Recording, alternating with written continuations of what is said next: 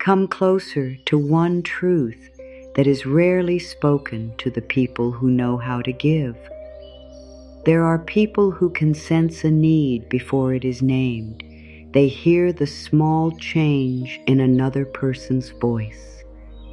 They remember what someone mentioned weeks ago. They arrive with the right words, the useful answer, the extra chair, the warm meal, the ride home, the quiet encouragement. They know how to make life softer for the people they love.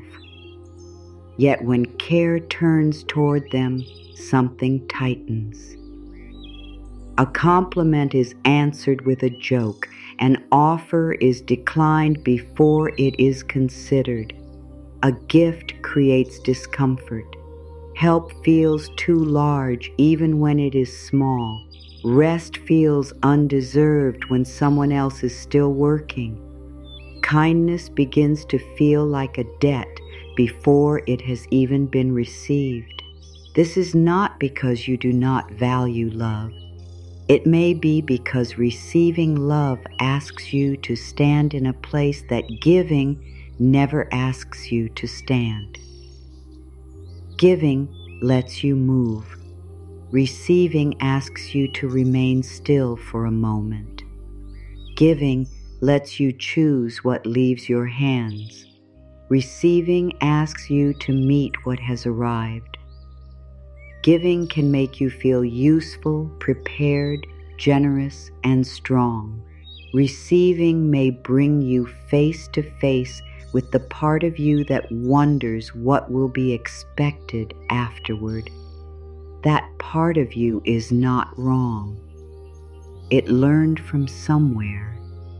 It may have learned that gifts come with invisible strings. It may have learned that help is remembered and brought up later. It may have learned that depending on someone gives them power over you. It may have learned that praise can turn into criticism without warning. It may have learned that needing anything makes you easier to disappoint. So you became skilled at needing less. You learned to say, "I can handle it." You learned to carry your own bags even when your hands hurt. You learned to say, "You really did not have to," before letting yourself feel the warmth of what someone had done. You learned to return favors quickly, so the balance would never rest in someone else's direction. You learned to give something back before your heart had time to receive what had just been offered. Tonight or today, wherever these words have found you, nothing is being asked of you. You do not have to trust anyone you do not trust. You do not have to open a door that your body is telling you to keep closed. You do not have to accept attention that feels intrusive, help that feels controlling, or generosity that asks you to abandon your own judgment. This is not an instruction to become available to everyone. It is not an order to be grateful for what hurts. It is not a demand that you lower every boundary you built for a reason. You are only being invited to look at one quiet possibility. Some forms of love may already be trying to reach you, and your old protection may still be answering on your behalf. You may have become so fast at refusing that you no longer hear your own answer. Someone says, "Let me do that," and the words, "No, I'm fine," appear before you check whether you are fine. Someone says, "You look beautiful," and you immediately point out something wrong with your hair, your clothes, your face, or your tiredness. Someone tells you that you helped them, and you shrink the moment by saying it was nothing. Someone offers to pay for lunch, and instead of feeling cared for, You begin calculating when and how you will repay them. Someone asks how you are, and even when your chest is heavy, you protect them from your truth. You say, "I'm okay." You say, "It's not a big deal." You say, "Other people have it worse." You say, "I'll figure it out." Often you do figure it out. That is part of why no one notices how tired you have become. You are competent enough to hide the cost of being competent. You can finish the task, answer the message, solve the problem, calm the room, and still go home carrying feelings no one knew were there. You have learned how to continue. The question is not whether you are capable of continuing. The question is whether continuing alone is the only form of strength your life is permitted to know. There is a kind of exhaustion that does not come from having too much to do. It comes from being the only person you allow to do anything for you. It comes from translating every offer into obligation. It comes from wondering whether accepting support will make you less independent, less valuable, less admirable, or less safe. It comes from the belief that your goodness is most secure when it is always moving outward. You may give because you love. You may also give because giving keeps you in control of the emotional distance. When you are the helper, you know your role. When you are the listener, you know where to place your attention. When you are the one who remembers, plans, fixes, and carries, you do not have to reveal the places where you feel uncertain. You can stay near people without letting them come near the parts of you that need tenderness. This is one of the hidden ways self-protection can look like generosity. It does not make your generosity false. Your care is real. Your devotion is real. Your kindness is real. Still, sometimes a true strength grows around an old wound until the two become difficult to separate. You become proud of the very thing that is wearing you down. You tell yourself that you do not like asking for help. You say that you work better alone. You say you do not want to bother anyone. You say you are low maintenance. You say you do not expect much. At first, these statements may feel like freedom. Over time, they can become rules that leave no room for anyone to love you in a way you did not organize yourself. You may have noticed this in the smallest moments. A friend brings you something thoughtful, and you feel embarrassed by how deeply it touches you. A family member tries to take care of you, and irritation rises before relief has a chance to speak. A coworker offers support, and you say no, then stay late, finishing everything by yourself. Someone tells you to rest, and the suggestion feels almost insulting because they do not understand how much depends on you. Someone wants to celebrate you, and you become uncomfortable with the attention. You would rather move on. You would rather talk about someone else. You would rather turn the moment into a joke. You would rather make yourself smaller than risk standing where appreciation can reach you. You may even feel more comfortable being loved for what you provide than for who you are. That is a painful sentence to hear. It may also explain more than you expected. When people love what you do, you can keep doing it. You can earn their warmth again tomorrow. You can prepare, improve, perform, anticipate, and give.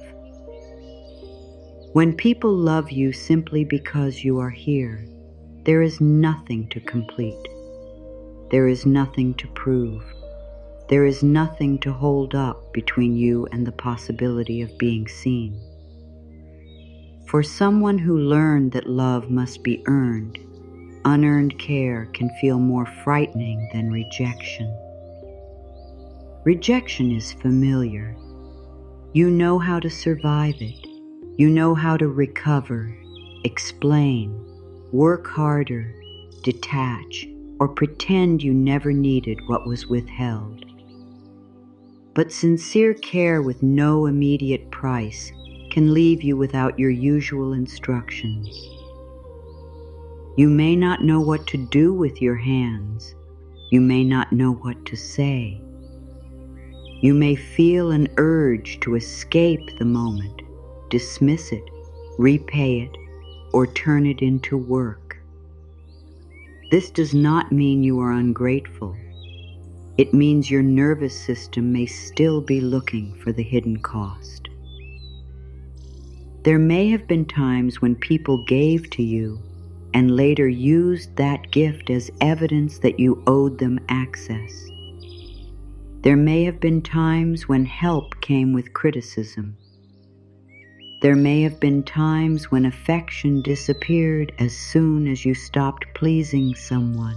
There may have been times when your needs we recalled dramatic, inconvenient, expensive, selfish, or too much. There may have been times when accepting one thing opened the door to demands you never agreed to. A younger part of you may have made a reasonable decision. Take less, need less, ask for less, depend on no one.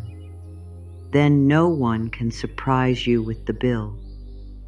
Then no one can say you would have nothing without them.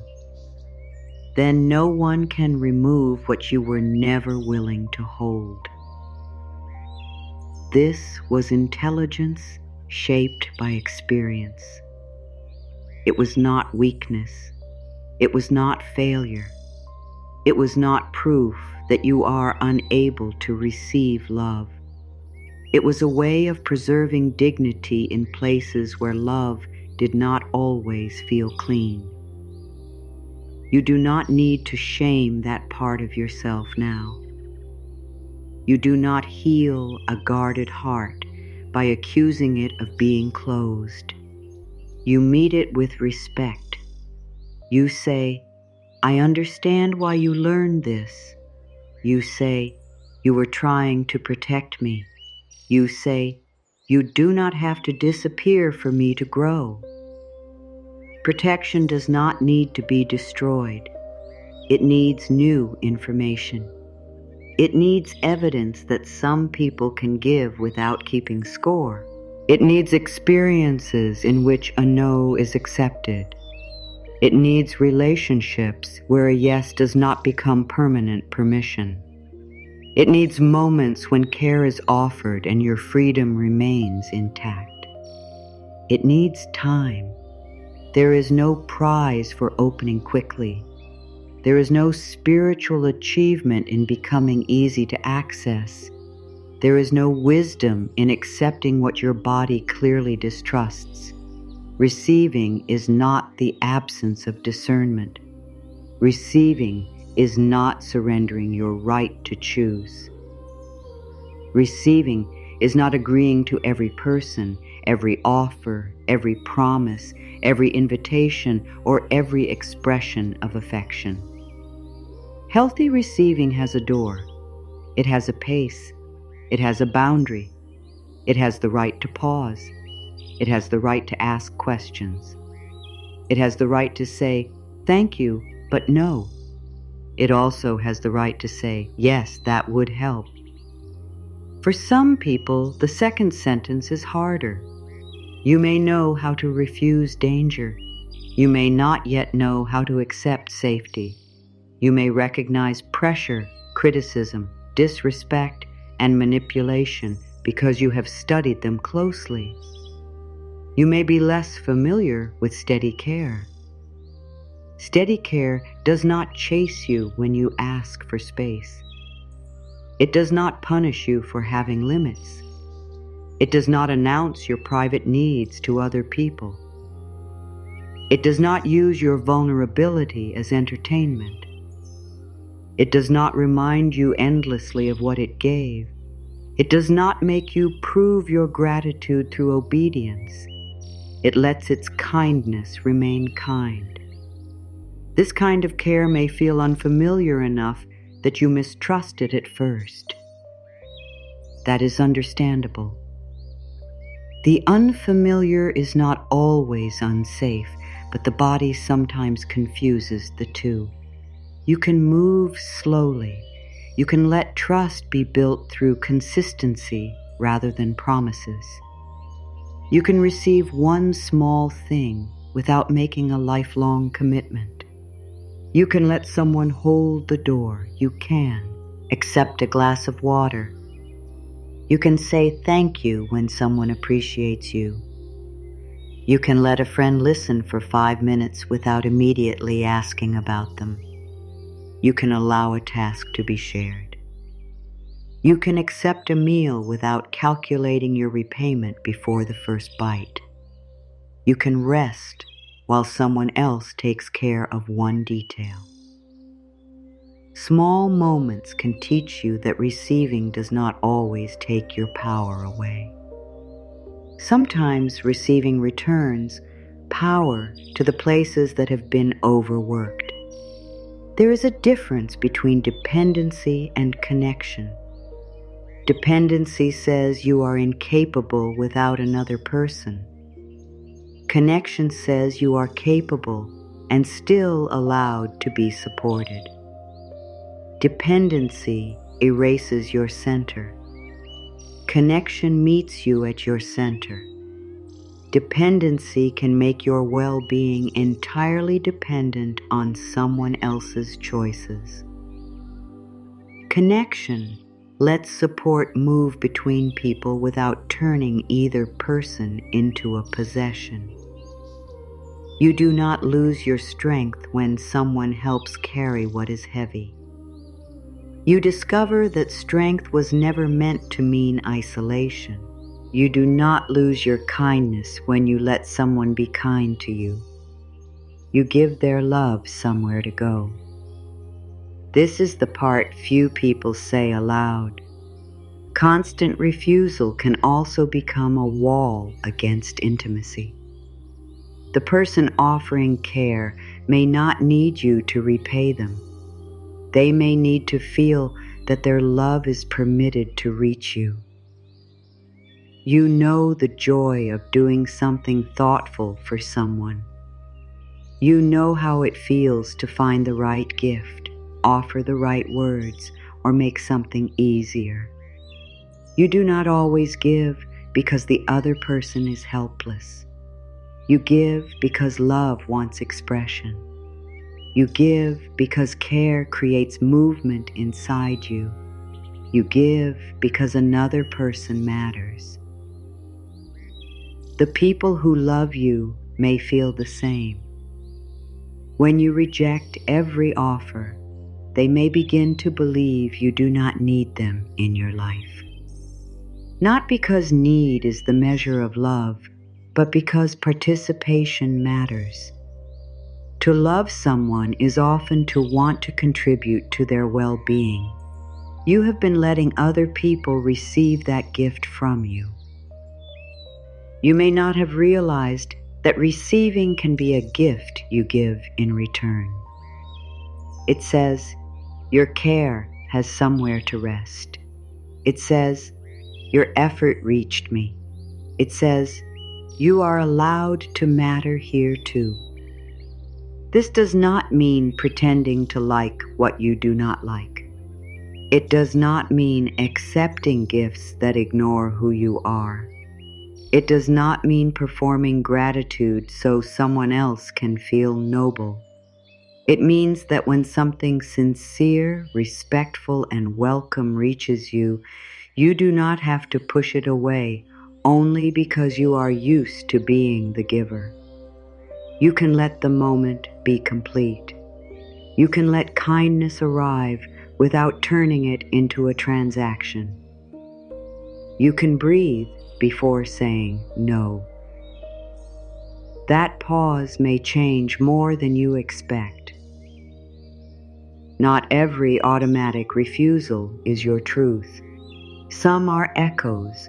Some belong to a time when help was dangerous. Some belong to a home where needing comfort created conflict. Some belong to a relationship where generosity was used as control. Some belong to a culture of pride that praised you for carrying what should have been shared. Some belong to years when there was no one reliable enough to ask. You may still be living by rules written in a season that has ended. One rule may say, never let anyone do too much for you. Another may say, always return more than you receive. Another may say, do not let people see what you cannot handle. Another may say, if someone gives you something, they can take something from you. Another may say, love is safest when you are useful. These rules once reduced risk. Now they may also reduce tenderness. You are allowed to update them carefully.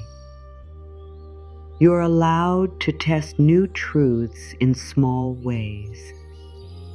You're allowed to find out that someone can help you and still respect you. You're allowed to learn that gratitude does not require debt. You're allowed to let another person feel generous without becoming responsible for their emotions. You are allowed to receive a compliment without offering one back immediately. You are allowed to say, that means a lot to me. You are allowed to stop there. No explanation, no shrinking, no attempt to prove humility. Real humility does not require rejecting every beautiful thing said about you. Humility is not pretending you have no gifts. It is being honest about what moves through you without needing to stand above anyone. You can acknowledge your goodness and remain grounded. You can be proud of how far you have come without declaring yourself finished. You can accept love without claiming to be perfect. The belief that you must be flawless before receiving care keeps love permanently postponed. There will always be another habit to improve, another fear to release, another mistake to understand, another version of you to become. If love is only allowed after all healing is complete, it will never be allowed at all. Love is not only the reward at the end of your growth. Healthy love can be part of what helps growth become possible. Support can create the rest in which insight appears. Encouragement can give courage enough room to return. Being listened to can help you hear yourself. A safe embrace can remind the body that not every closeness is a threat. A sincere compliment can reach a part of you that has lived on criticism. Practical help can give you the energy to make your own wise choices. Receiving does not interrupt healing. In the right conditions, it can become part of healing. You do not have to make every lesson difficult before you trust it. You do not have to suffer for every good thing. You do not have to exhaust yourself before rest becomes legitimate. You do not have to reach collapse before saying yes to support. You do not have to become empty before letting anything be poured toward you. There is a quiet habit many strong people carry. They wait until a need becomes an emergency. They decline help when the load is manageable. They decline again when the load becomes uncomfortable. They keep declining until they can no longer hide the strain. Then receiving feels humiliating because it arrives at the moment they feel least powerful. This can make them believe receiving itself is the problem. The deeper problem was waiting until support became rescue. You are allowed to receive before you are desperate. You are allowed to accept care while you still have choices. You are allowed to ask before your voice becomes a cry. You are allowed to share the weight before it becomes an injury. You are allowed to say, I could do this alone, but I do not have to. That sentence may feel revolutionary. It does not question your ability. It questions the rule that ability must always be proved through strain. You are capable. You are also human. Humans are shaped through relationship. We learn language through others. We learn safety through consistent care.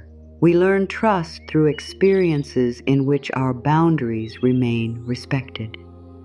We learn that we matter when our presence is welcomed, not only our usefulness. You may have spent years being the person others could rely on. You may be proud of that. You may have built a life around it. Nothing here asks you to become careless, dependent, passive, or unaware. The invitation is smaller. Let reliability move in both directions. Let care become a current rather than a one-way road. Let another person show up once.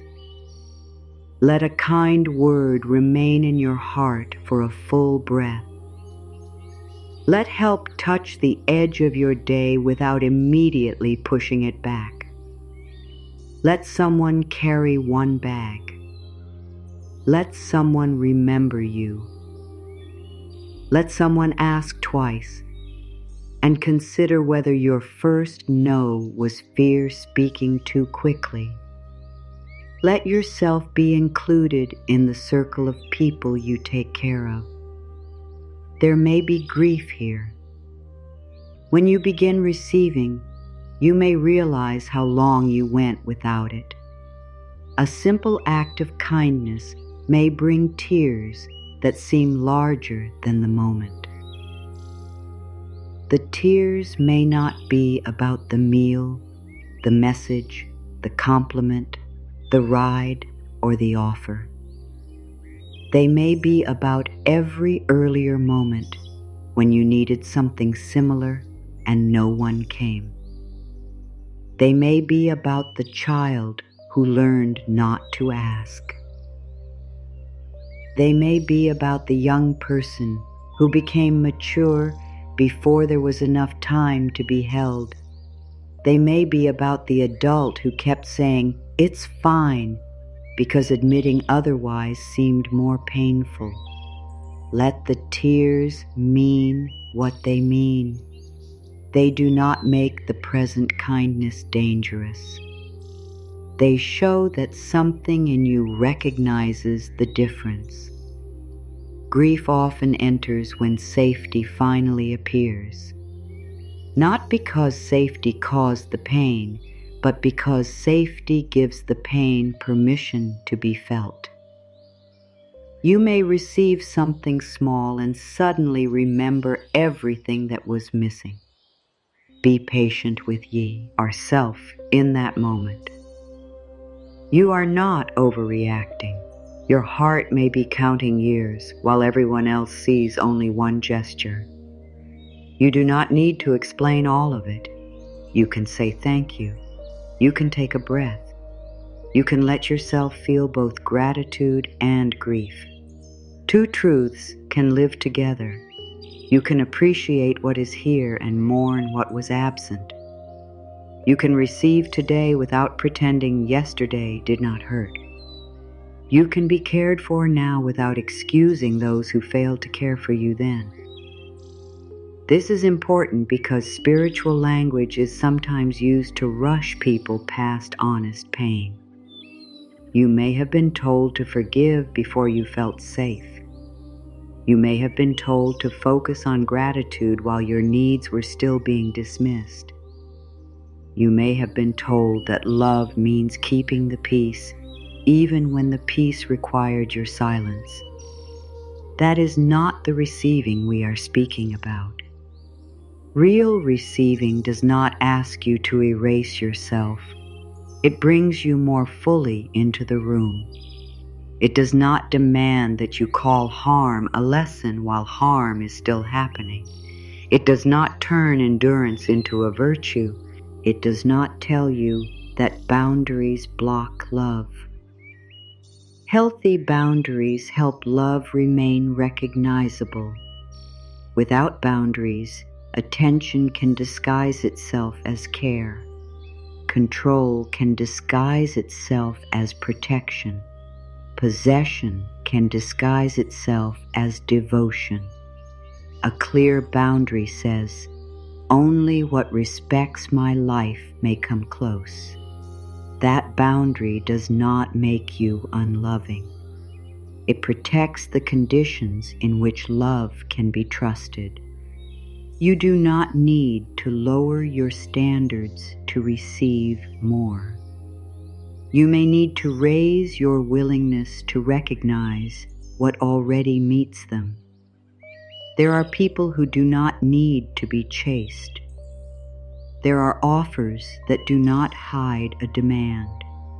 There are compliments that are not manipulation. There is care that remains steady when you disagree. There is generosity that does not become a ledger. There is support that does not try to replace your own wisdom.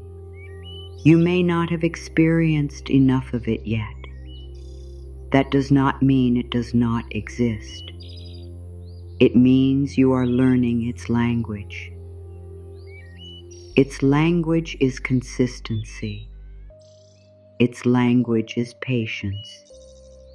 Its language is respect. Its language is a no that is heard the first time. Its language is a yes that remains yours to change. Its language is care without surveillance. Its language is closeness without ownership. Its language is generosity without a hidden invoice. You can learn to hear this language. You can learn how your body feels around people who respect your pace. You can learn the difference between excitement and anxiety, between warmth and pressure, between support and control. You do not have to know perfectly. Discernment grows through attention. You can ask yourself, do I feel freer after receiving this, or more trapped? Was I allowed to choose? Can I say no next time without punishment?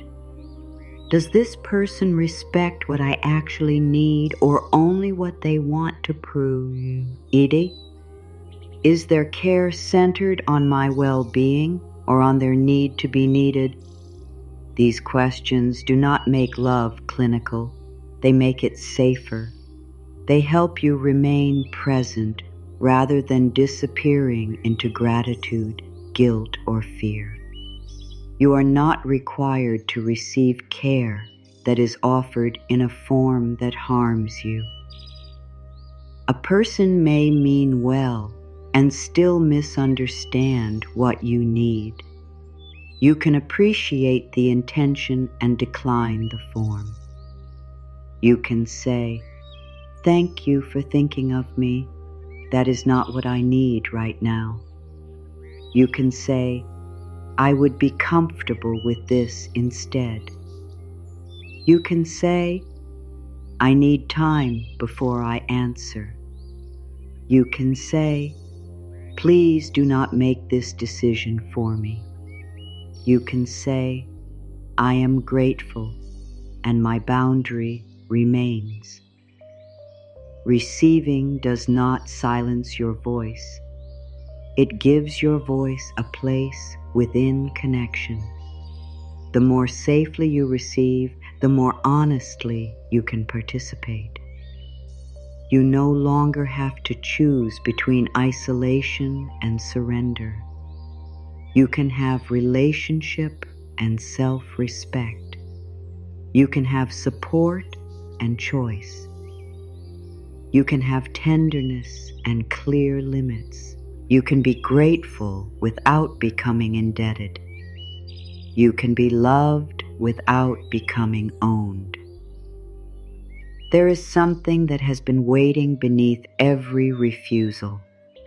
Not a person, not one specific offer, not a promise that everyone is safe. It is a natural movement that has not been able to complete itself. You have sent so much into the lives around you.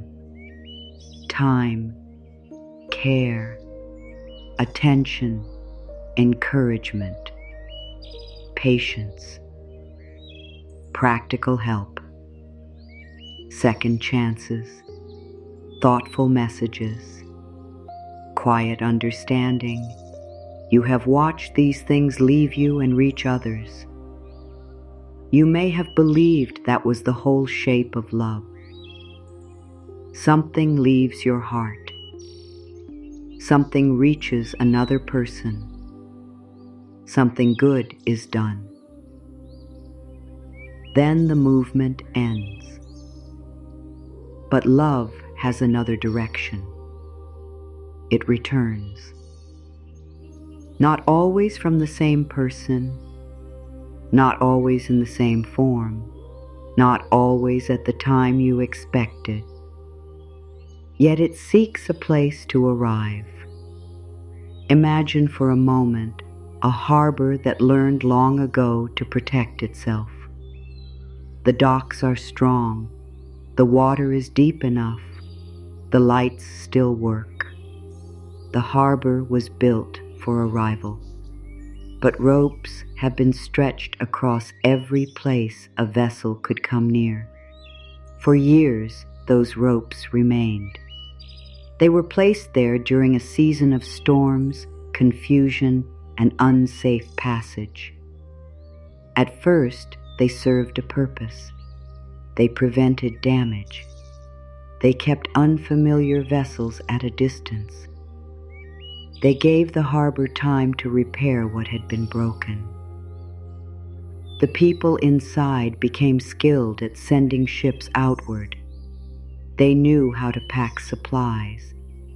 They knew how to guide others through difficult water.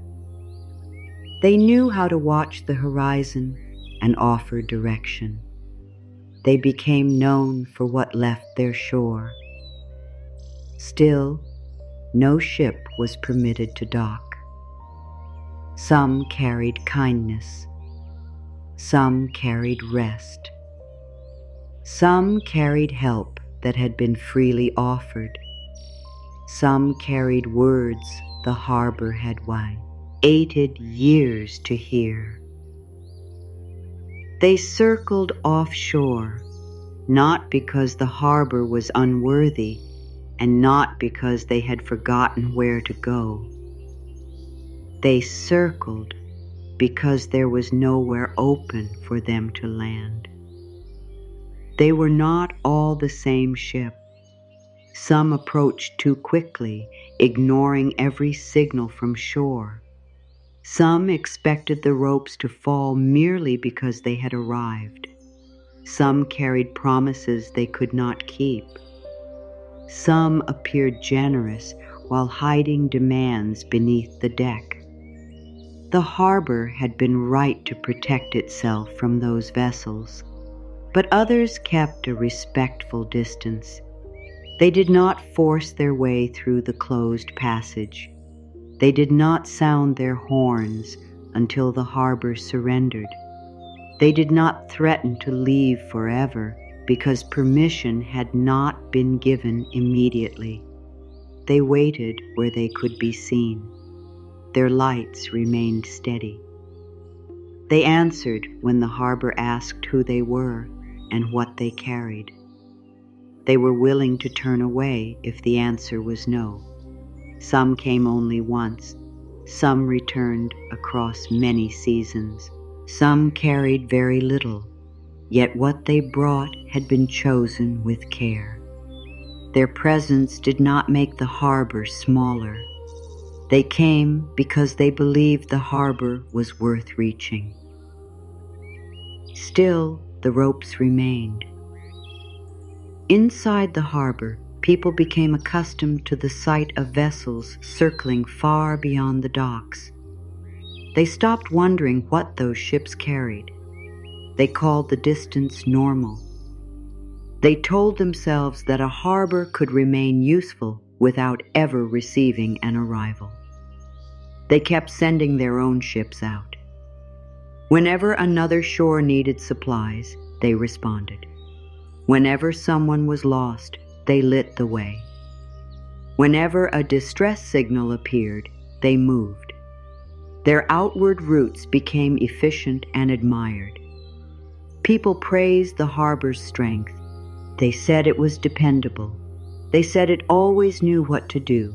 They said they could not imagine what would happen without it. No one asked why its own docks stood empty. No one asked whether the harbor had begun to confuse emptiness with independence. You may know this confusion. When you have lived without reliable support for long enough, the absence of support can begin to feel like proof of strength. You look at everything you have survived alone and tell yourself that being alone must be part of what made you strong.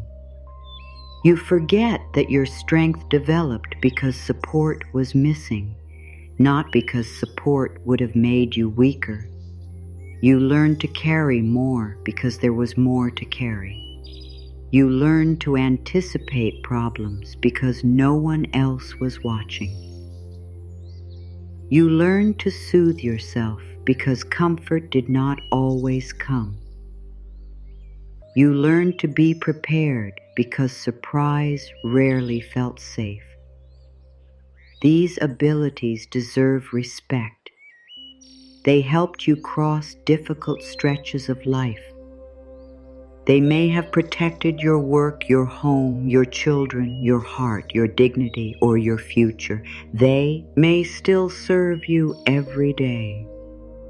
Yet an ability can remain valuable without being required in every moment. You can know how to carry everything and still set something down. You can know how to survive alone and still choose connection. You can remain capable while letting support approach. The harbor does not lose its depth when a ship enters. Its water does not become less its own. Its walls do not disappear. Its lights are not dimmed. An arrival does not erase the harbor. An arrival reveals another reason the harbor exists. You were not made only to send care outward. You were also made with places where care can arrive.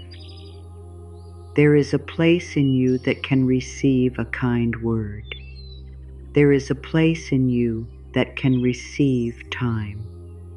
There is a place in you that can receive patience, apology, encouragement, practical help, consideration, protection, honesty, warmth, and rest. These places may have been unused for so long that they feel unfamiliar. An unused dock can still be repaired. It can still be cleared. It can still become a meeting place between what is offered and what is welcome. No part of you has permanently lost the capacity to receive. The capacity may be guarded. It may be buried beneath pride, caution, disappointment, or shame.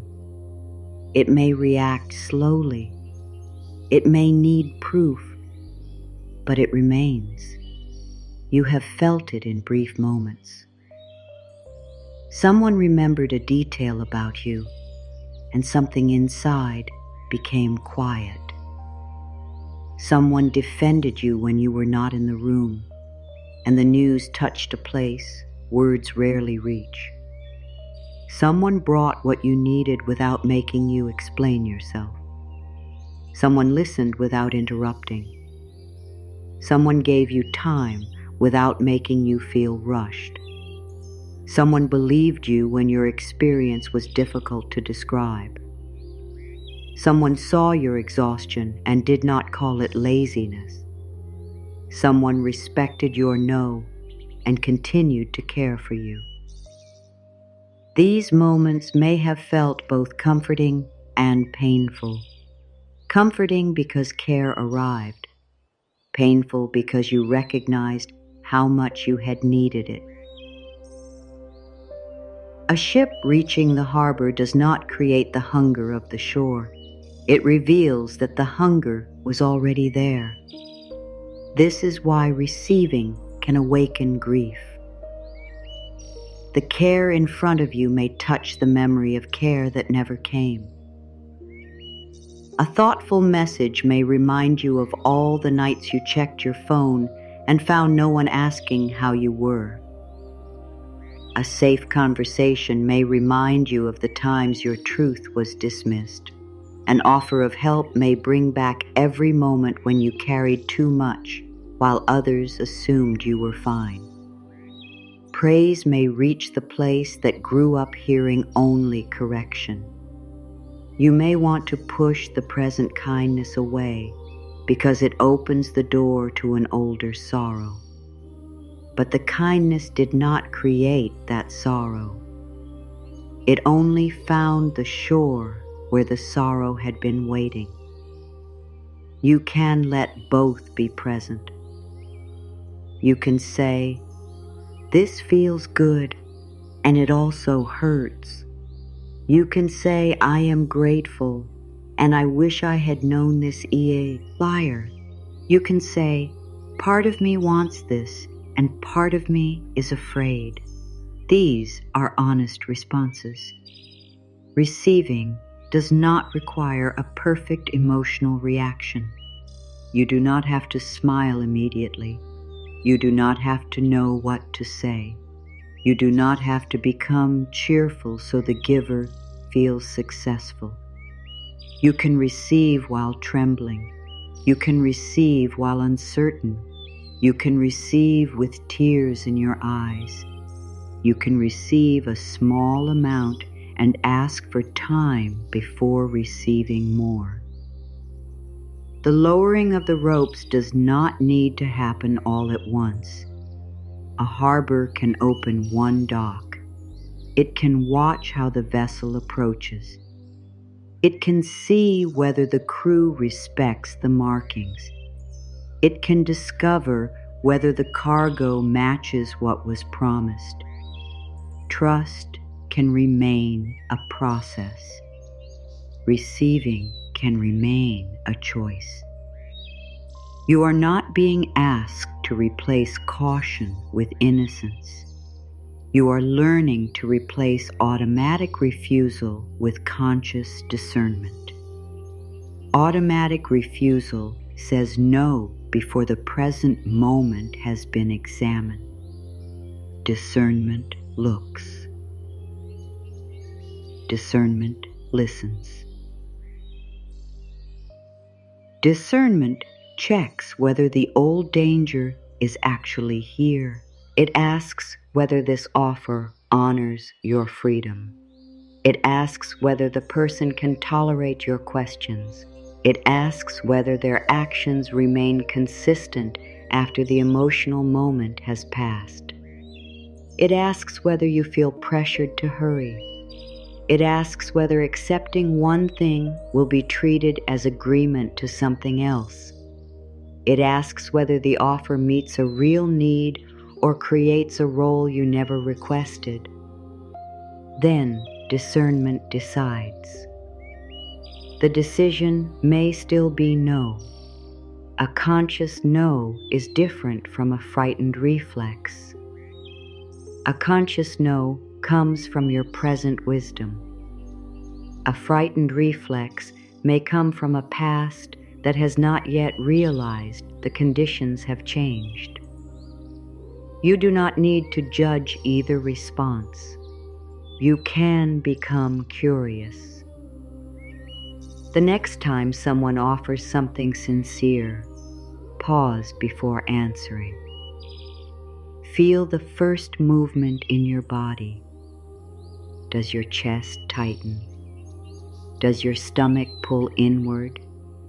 Does your face prepare to smile while your mind searches for an escape? Do you begin inventing reasons you do not need the help? Do you hear yourself planning how to repay them? The first movement is information.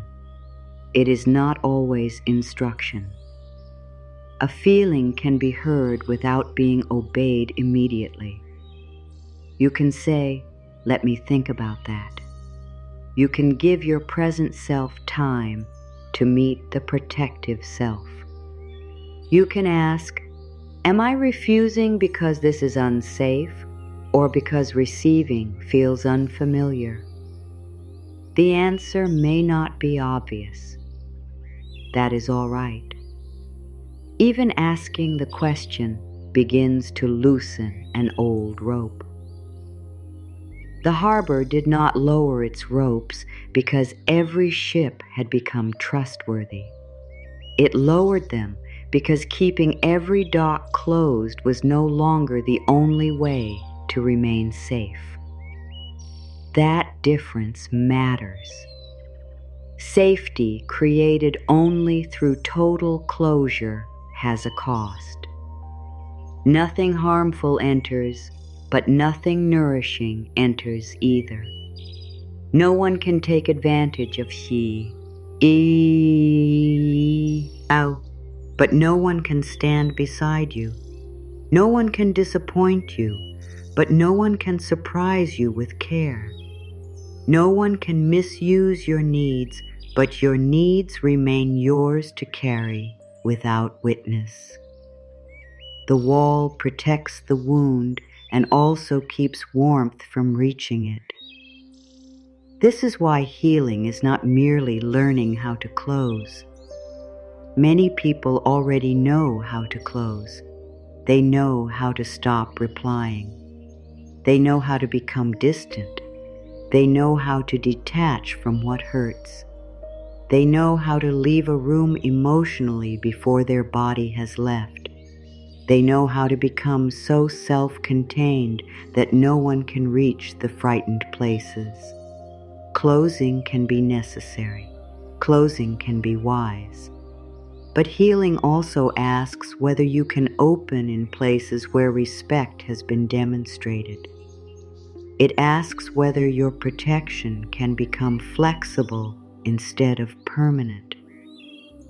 A flexible boundary can rise when needed and lower when conditions are safe. It does not make the same decision for every person. It does not confuse one betrayal with the nature of all love. It does not give the past unlimited authority over the present. Your past deserves to inform you. It does not deserve to imprison you. The harbor remembers the storms. Its walls were shaped by them. Its workers learned from them. Its signals improved because of them. But memory is used to guide present choices, not to declare that clear water can never exist again. You can remember and still receive. You can be wise and still be moved. You can know what manipulation feels like and still let sincerity touch you. You can have experienced abandonment and still believe consistency is possible. You can have been disappointed and still respond when someone shows up differently. Your openness does not have to be blind. It can have eyes. It can have language. It can have standards. It can have a pace that belongs to you. The idea of receiving may still awaken a deeper fear. You may wonder whether receiving makes you selfish. You may believe there is already too much need in the world for your own needs to matter. You may compare your pain with someone else's and decide you are not entitled to support. You may think, I have food, I have work, I have people who struggle more, I should be grateful. Gratitude and need are not enemies. You can value what you have and acknowledge what is missing. You can recognize another person's suffering without denying your own.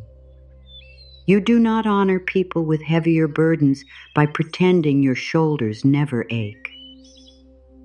Pain does not become noble through competition. Care does not need to be reserved for the person suffering most. There is no final person at the end of the line who is the only one permitted to receive. You belong inside the human need for tenderness. You do not take love away from others by accepting healthy love for yourself. A harbor receiving one ship does not close every other harbor. One person being supported does not consume the entire supply of care. When support is healthy, it often creates more capacity. A rested person can think more clearly. A heard person can speak with more honesty.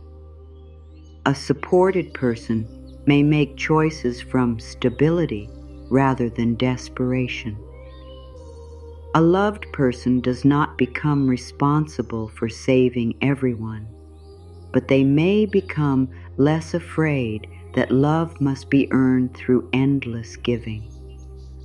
Receiving can interrupt the cycle in which care is always purchased through exhaustion. You may have learned to make yourself indispensable. Being indispensable can feel safer than being loved. If people need what you do, they have a reason to keep you near. If you solve their problems, remember their needs, and hold everything together, your place seems secure. But a place secured only through usefulness never lets you fully rest. There is always another task between you and the fear of being left. There is always another reason to say yes. There is always one more way to prove your value. Then someone offers to care for you and the structure becomes unstable. If you receive without earning, what happens to the rule you built your life around? If someone values you when you are tired, What happens to the belief that you must always be strong? If they remain when you cannot help them, what happens to the story that usefulness is the price of belonging? This is why receiving can feel like an identity change. It does not only place something in your hands, it challenges the conditions under which you believed you were allowed to be loved. You may have believed love came after service, after achievement, after patience, after sacrifice, after being agreeable, after proving that you were not too needy. Receiving healthy care places love before the proof. That can feel almost impossible to trust. You may search for the reason. You may ask what they want. You may wonder what mistake they have made. You may believe they do not know you well enough. You may think that once they see your flaws, the ship will leave. Yet sincere love does not require the fantasy that you have no flaws. It asks for honesty, responsibility, respect, and presence.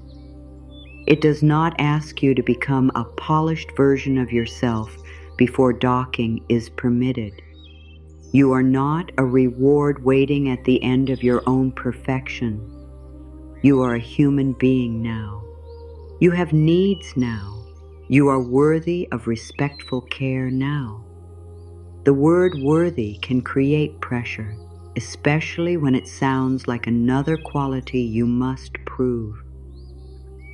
So release the need to feel perfectly worthy before receiving. You do not need to create a powerful belief. You can begin with a practical truth. Every healthy relationship requires movement in more than one direction. When one person gives all the time and the other receives all the time, resentment, dependency, or imbalance may grow. But when you give constantly and refuse every return, imbalance also grows. It may look more admirable from the outside, but it is still imbalance. The giver becomes exhausted. The other person becomes unsure how to contribute. The relationship begins to depend on one fixed role. You become the strong one. They become the one who needs. You become the listener. They become the one whose inner life is known. You become the provider. They become the one who is allowed to want. Even kind roles can become cages when no one is permitted to move. Receiving lets the relationship breathe. It says, you do not have to remain the only person with needs. It says, I trust that your care can have value. It says, we can meet without one of us standing above the other. Receiving can restore equality. Not the equality of keeping an exact score, but the equality of mutual humanity. There will be times when one person gives more. Illness, grief, transition, financial difficulty, caregiving, parenthood, loss, and unexpected strain can change what each person has available.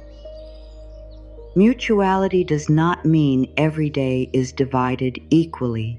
It means both people are recognized as human. Both can speak. Both can need. Both can contribute. Both can have limits. Both can be cared for. There may be seasons when your only contribution is honesty.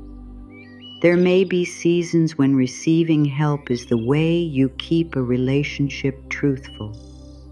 Pretending you need nothing can force other people to relate to an image rather than to you. They may admire the image.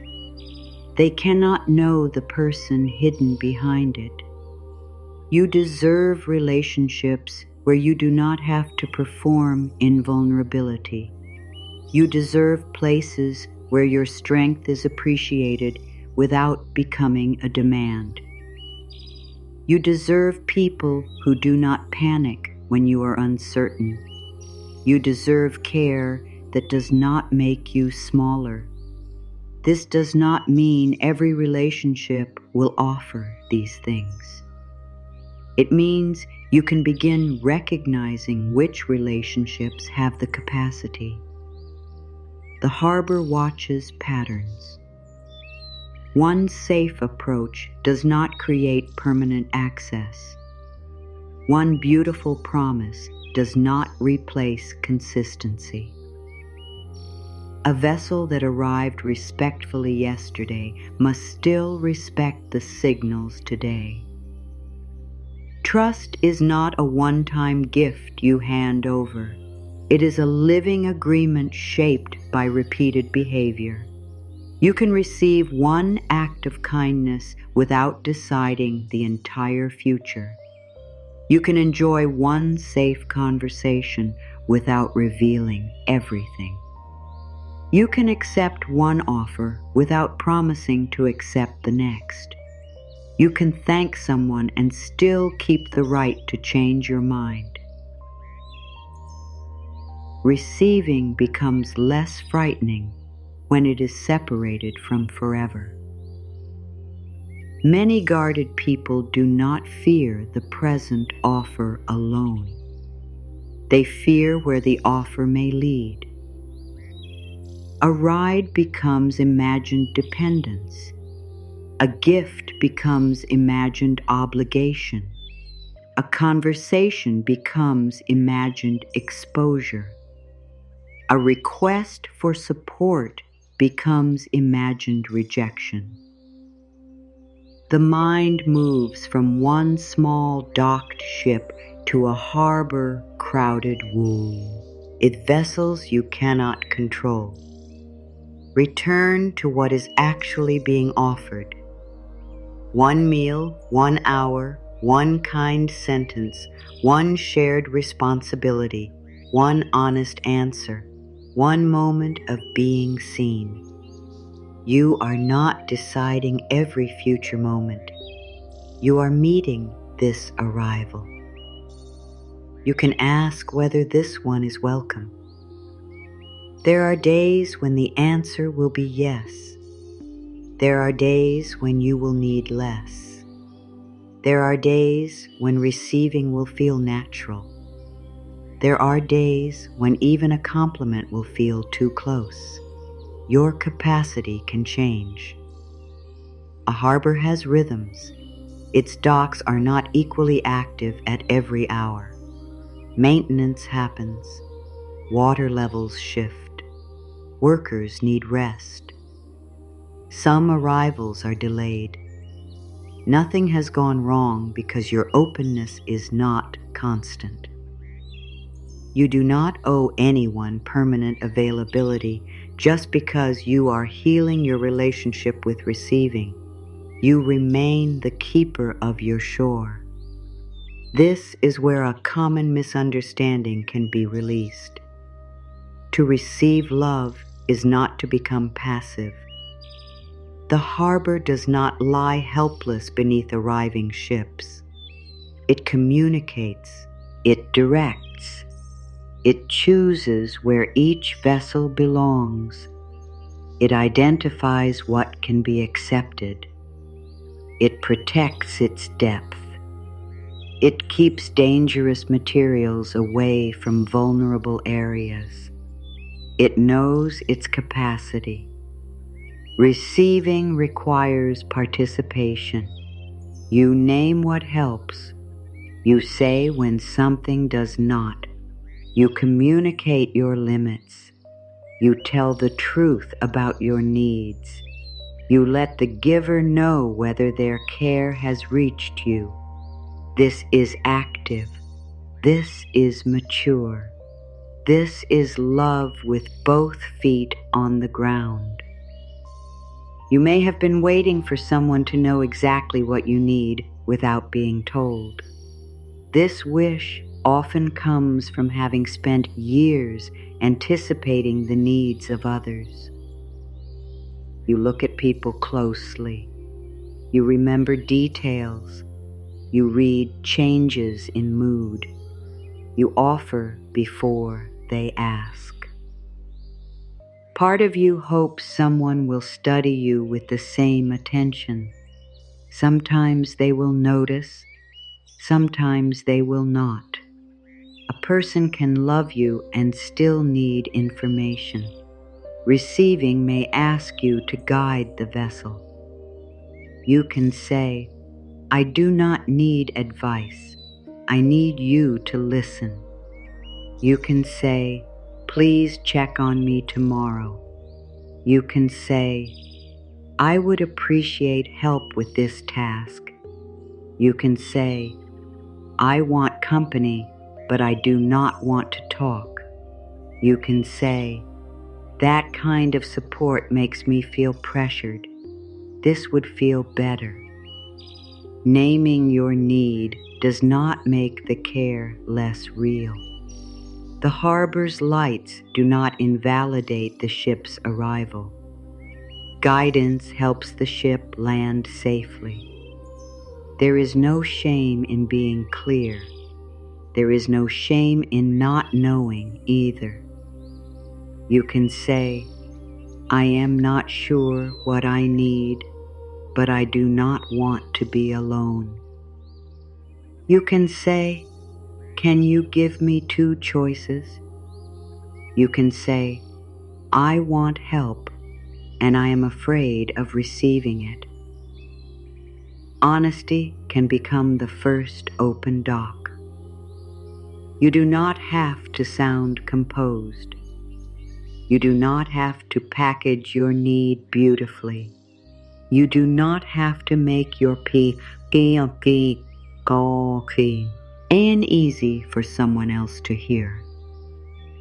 You are responsible for speaking with as much respect as you can, but you are not responsible for turning every need into a polished presentation. Those who care for you may need to meet you before the words are perfect. The harbor does not apologize for having a shore. It does not call its depth inconvenient. It does not feel guilty because vessels must approach with care. Its existence creates conditions. Your existence creates conditions too. You have a history. You have sensitivities. You have limits. You have preferences. You have parts that trust slowly. Love that is capable of landing will not treat these conditions as an insult. It will learn the harbor. It will not demand that the harbor become open water. You are not difficult because care must reach you respectfully. You are not ungrateful because certain forms of help do not help. You are not selfish because you want your no to remain meaningful. You are not weak because your body needs evidence. You are learning to receive without leaving yourself behind. This is the balance. Not complete closure, not complete surrender, an open dock under your own direction. The ropes begin to move. At first, the sound may seem louder than expected. Old fibers pull against posts that have held them for years. Hands that know how to tie every knot must learn another movement. The harbor may feel exposed before it feels available. Nothing has entered yet. Still, the simple act of making space changes the shore. You may experience the same thing. The first change may not be receiving a great love, a life-changing opportunity, or a dramatic act of support. The first change may be that you stop rejecting yourself. You stop calling your needs embarrassing. You stop treating your tiredness as a moral failure. You stop dismissing the part of you that wants to be held, heard, remembered, or helped. Before another person's care can land, your own permission may need to reach the dock. You can say, "It is understandable that I want support." You can say, "My need does not make me a burden." You can say, "I can choose carefully without choosing isolation." You can say, "Receiving is not the opposite of strength." These statements are not demands that you feel differently at once. They are new signals sent across familiar water. Some part of you may resist them. Let that part listen without being forced. It has watched the horizon for a long time. It may need to see the same safe vessel return more than once. It may need to watch someone accept a boundary without sulking, punishment, persuasion, or withdrawal. It may need to experience a gift that remains a gift. It may need to discover that a compliment can end with thank you. It may need to learn that a request can be made without humiliation. New evidence arrives through repetition, not repetition of promises, repetition of respect. Each respectful experience lowers the rope a little more. Each time you receive without losing freedom, your body learns. Each time you say no and the relationship remains intact, your body learns. Each time you ask and are not shamed, your body learns. Each time you accept and are not controlled, your body learns. Each time someone helps without announcing it to the world, your body learns. The lesson is not that everyone is safe. The lesson is that safety can exist. That is enough to change the harbor. You do not need universal trust. You need the capacity to recognize trustworthy conditions and respond to them. The first open loop can now be completed. What has been circling offshore all this time? Not only the love of other people, not only practical help, kind words, patient listening, opportunities, comfort, or companionship. Your own place within the movement of love has been circling too. You have known yourself as the shore from which care departs. You have not always known yourself as the shore where care is welcome to arrive. The unfinished movement was not proof that life had forgotten you. At times, what tried to reach you met a rule written long before the arrival appeared. The rule said, "I must prove that I need nothing." The rule said, "I must earn every kindness." The rule said, "I must repay love before I can rest inside it." The rule said, "If I receive, I will owe." Tonight, or in this quiet part of your day, one of those rules can begin to loosen. You do not have to destroy it. You can place a new truth beside it. I receive love without proving I deserve it. Let the words reach only as far as they can. You do not have to force your body to agree. The word receive may be the hardest part. Receive may sound like surrender. Receive may sound like debt. Receive may sound like standing empty-handed while someone else has power. But receiving is not kneeling beneath another person. It is letting what is respectful meet what is ready. Say it again, more gently. I receive love without proving I deserve it. You may feel resistance around the word deserve. A part of you may immediately begin presenting evidence against you. It may remember mistakes. It may remember times you were impatient, distant, afraid, angry, confused, or unable to give what someone wanted.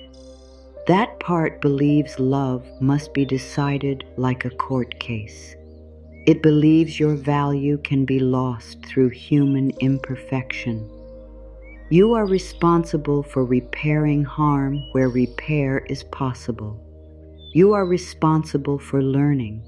You are responsible for respecting other people's boundaries as you respect your own. But healthy love is not granted only to those who have never failed. No human being would receive it.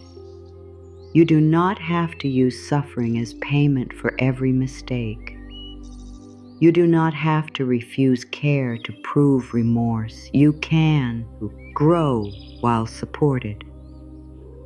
You can apologize while still being worthy of dignity. You can change without hating the person who is changing. Once more, if the words can rest near you without pressure, I receive love without proving I deserve it. The affirmation is not a command to take whatever is offered. It does not say, I receive every person. It does not say, I receive every demand. It does not say, I receive what disrespects me. It says, love. Love that leaves your freedom intact. Love that does not require performance. Love that can hear your truth. Love that wants your well-being more than your compliance. The harbor is opening for that. One dock, one honest arrival, one experience at a time. And now another question begins to move across the water. If the ropes are lowered, how will you know which vessels are safe enough to welcome? The answer is not found in how brightly a ship is painted, how beautiful its promises sound, or how urgently it asks to enter. There are quieter signs. They appear in the approach. They appear in what happens when the harbor gives direction. They appear when access is delayed. They appear when the answer is not what the vessel hoped to hear. These signs can be learned. The harbor already knows more of them than it realizes. It knows that safety does not announce itself through intensity. It reveals itself through respect. A safe vessel does not become offended by the existence of the harbor's signals. It does not call caution rejection. It does not treat a boundary as an obstacle to conquer. It approaches clearly enough to be recognized and slowly enough to be understood. It does not demand trust before trust has had time to form. This is one of the quietest signs of care. Healthy care can tolerate your pace. It does not need your immediate answer to prove its sincerity. It does not make you responsible for soothing the discomfort created by your hesitation. It can hear, "I need time," without turning cold. It can hear, "not this way," without insisting that intention should matter more than impact. It can hear, "no," without punishing you for having a shore. The vessel that respects the harbor when access is uncertain is showing more truth than the vessel that speaks beautifully after it has entered. Watch what happens before permission is given. Watch what happens when you ask a question. Watch whether the person becomes impatient when your gratitude does not arrive in the form they expected. Watch whether they continue to honor you when you do not need what they want to provide. Some people are comfortable giving only when giving places them above you. They enjoy being the rescuer. They enjoy being the one with the answer. They enjoy your dependence more than your well-being. Their help may appear generous, yet it becomes restless when you regain your footing. They may withdraw care when you begin choosing for yourself. They may remind you that they were there during your difficult season, as though support purchased a permanent place in your decisions. This is not safe arrival. A gift that takes away your freedom has changed its nature. Support that demands obedience is not support. Protection that silences you is control. Concern that ignores your stated needs is not automatically love because it uses loving words. You are permitted to name the difference. You are permitted to refuse what arrives wearing the appearance of care, but carrying the weight of possession. The harbor does not judge a ship by the flag it flies. It watches what the vessel does. Words matter. Patterns matter more.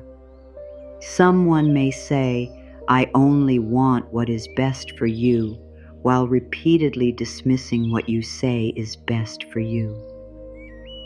Someone may say, "You can trust me," while sharing what you ask them to keep private. Someone may say, "I am here for you," while becoming unavailable whenever your needs do not flatter them. Someone may say, "I was just trying to help," after crossing a boundary you clearly expressed. A safe vessel does not ask its label to erase its behavior. It accepts responsibility when it has caused harm. It does not make you prove that the harm was severe enough to matter. It does not spend the entire conversation defending its intention. It listens. It repairs what can be repaired. It changes its approach. This does not mean safe people never make mistakes. They do. They misunderstand. They forget. They speak poorly. They arrive at the wrong moment. They offer advice when listening was needed. They may carry their own fears into the harbor. The difference is not perfection. The difference is whether your humanity remains visible when the mistake is named. A person capable of safe care does not need you to disappear so they can remain innocent. They can say, "I see how that affected you." They can say, "I should have asked." They can say, "I am sorry." They can say, "What would help now?" They can accept that repair may take longer than apology. These are steady lights on the water. They do not guarantee that every relationship must continue. They give you information. The harbor gathers information without rushing into a verdict. It learns which ships follow directions. It learns which ones enter only when invited. It learns which ones leave the docks in good condition. It learns which ones carry what they promised. It learns which ones expect the harbor to rearrange itself entirely around their arrival. You can gather information too. You do not need to decide that someone is wholly good or wholly bad before choosing how much access feels right. A person may be safe for conversation and not safe with your deepest vulnerability. They may be reliable with practical tasks and unreliable with emotional truth. They may be kind in public and dismissive in private. They may love you and still lack the capacity to offer what you need. Discernment does not require you to turn people into simple categories. It asks you to see clearly enough to choose wisely.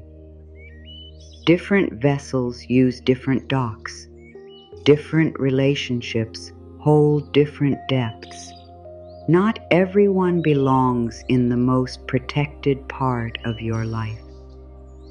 This is not cruelty. It is order. The pain begins when you give deep access to people who have demonstrated shallow care, or when you deny all access because one person once entered carelessly.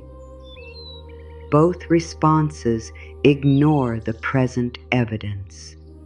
One opens every dock, the other closes the harbor. Your wisdom is learning the middle way. You can let each relationship show you what it can safely hold. You can stop handing sacred things to people who repeatedly treat them casually. You can also stop withholding every need from those who have shown patience, steadiness, and respect. This is how receiving becomes less like surrender and more like partnership. You participate in the arrival. You remain awake. You remain honest. You remain able to close the dock when conditions change. A yes given yesterday does not remove your right to say no today. A person who once supported you does not own future access. A relationship that was safe in one season may require new boundaries in another. The harbor is alive. Its conditions are not frozen. Your needs change. Your capacity changes. Your knowledge changes. The way you receive can change with them. You may still hear a voice inside saying that all of this is too complicated. It may say, "It is easier to need nothing." That voice is tired. It wants a rule simple enough to prevent every future wound. Never receive, never depend, never expect, never be surprised. Simple rules can feel safe because they reduce uncertainty, but life cannot be made safe through one permanent answer. There is risk in connection. There is also risk in isolation. There is risk in trusting the wrong person. There is risk in refusing every trustworthy person. There is risk in accepting help that controls you. There is risk in carrying everything until your body, mind, finances, or relationships can no longer sustain the load. The goal is not a life without risk. The goal is a life in which your choices are informed by the present, supported by your wisdom, and open to revision. You do not need certainty before every small act of receiving. You need enough safety for the size of the act. Accepting a compliment requires less trust than sharing a private wound. Letting someone bring food requires less access than letting them make decisions for you. Asking a colleague for one piece of information is different from placing your livelihood in their hands. Receiving is not one enormous door. It is a series of choices with different weights. You can practice with what is small. Let someone offer a seat, Lee. Does someone explain something you do not know? Let someone carry the lighter bag. Let a kind message remain unanswered for 10 minutes while you feel it, rather than immediately searching for the perfect reply. Let a compliment end with "thank you." Let another person choose the restaurant. Let someone do a task in a way that is not exactly your way, provided it is still safe and respectful. This last one may reveal more than expected. Sometimes you refuse help because help creates uncertainty. If another person does the task, you cannot control every detail. You may have to tolerate imperfection. You may have to speak up. You may have to accept that being supported does not mean being supported exactly as you imagined. There is a difference between having a real need and requiring total control. Your history may have made control feel necessary.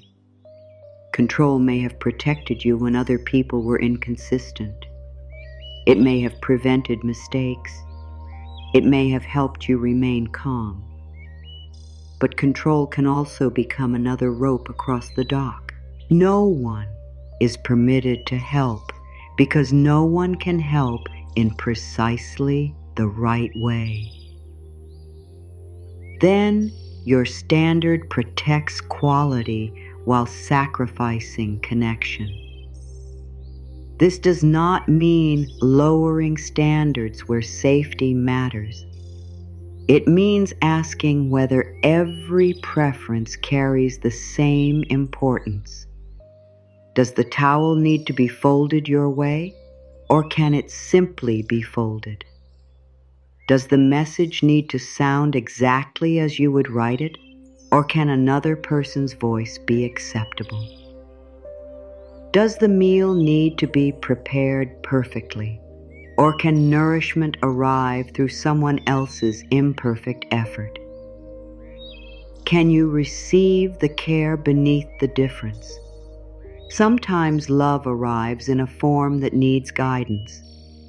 Sometimes it arrives in a form you would not have chosen and still holds something sincere.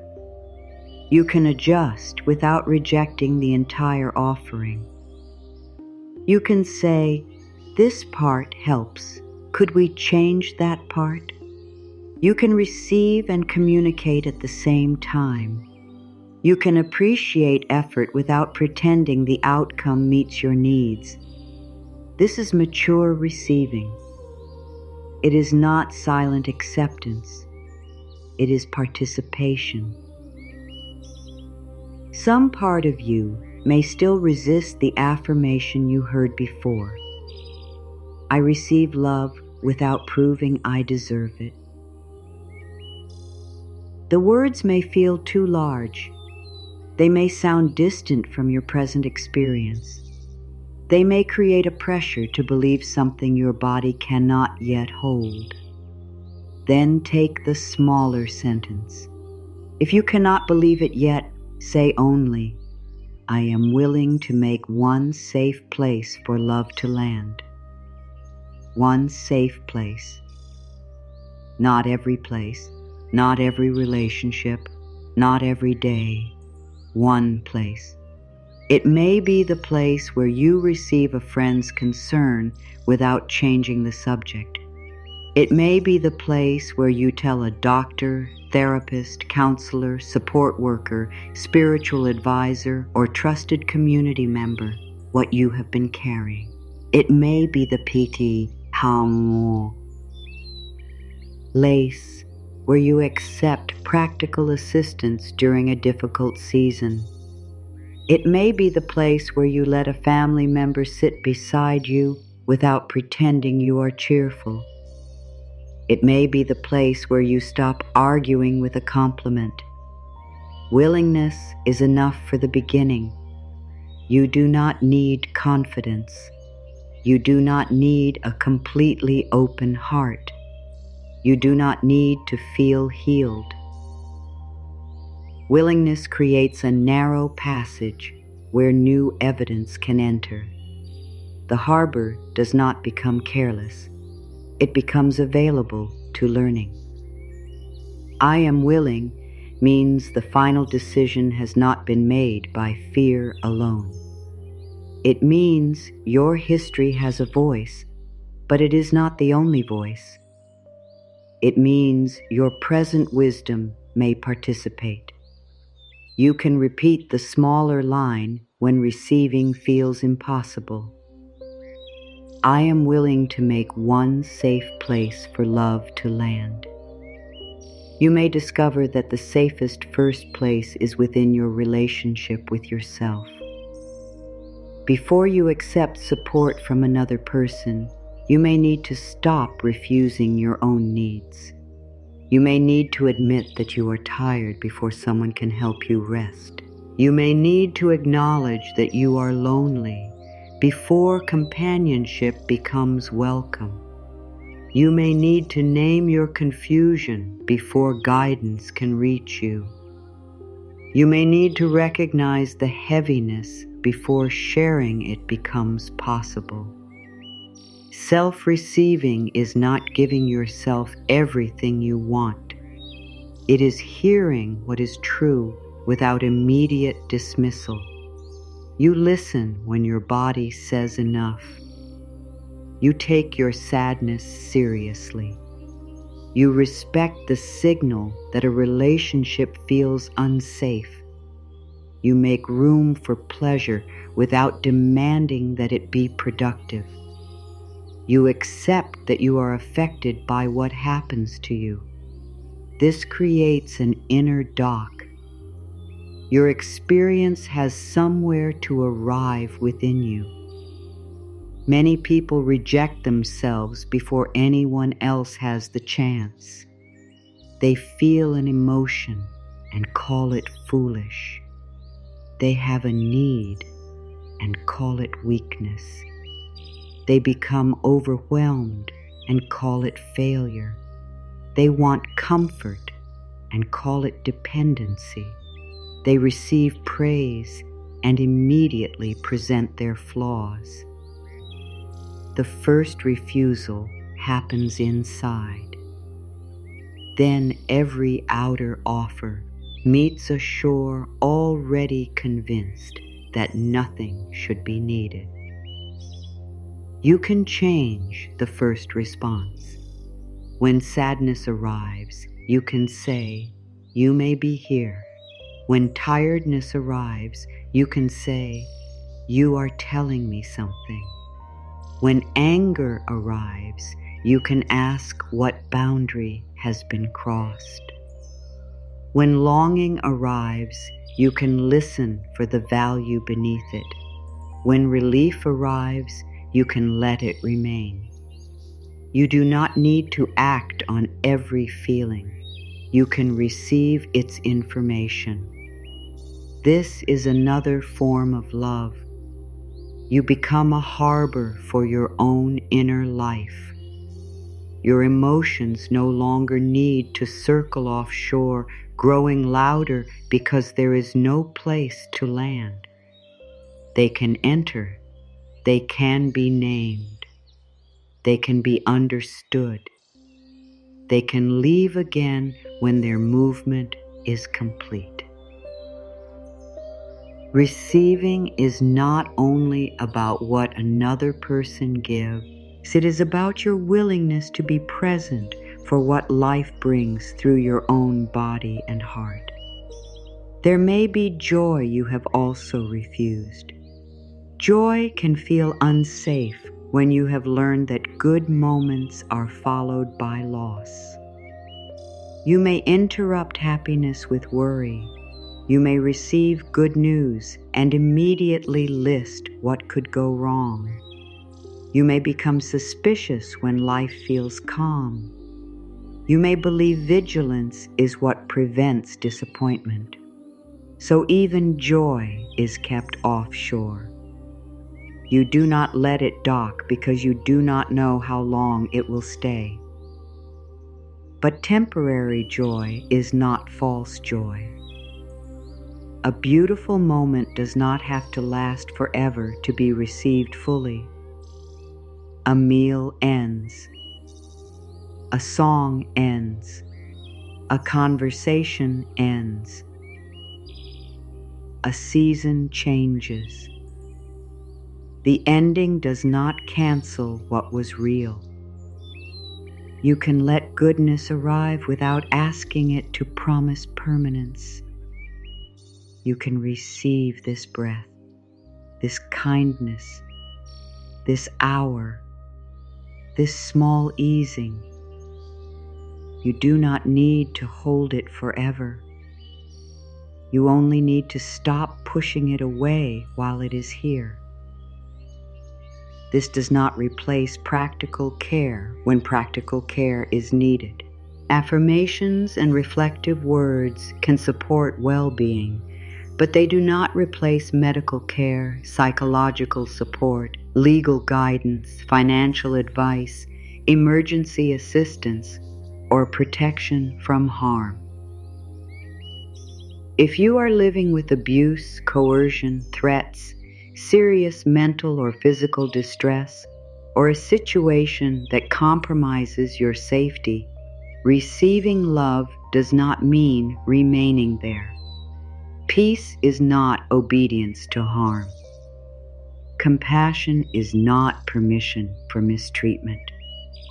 Forgiveness, when and if it becomes meaningful to you, does not require renewed access. A safe exit can be love. A boundary can be love.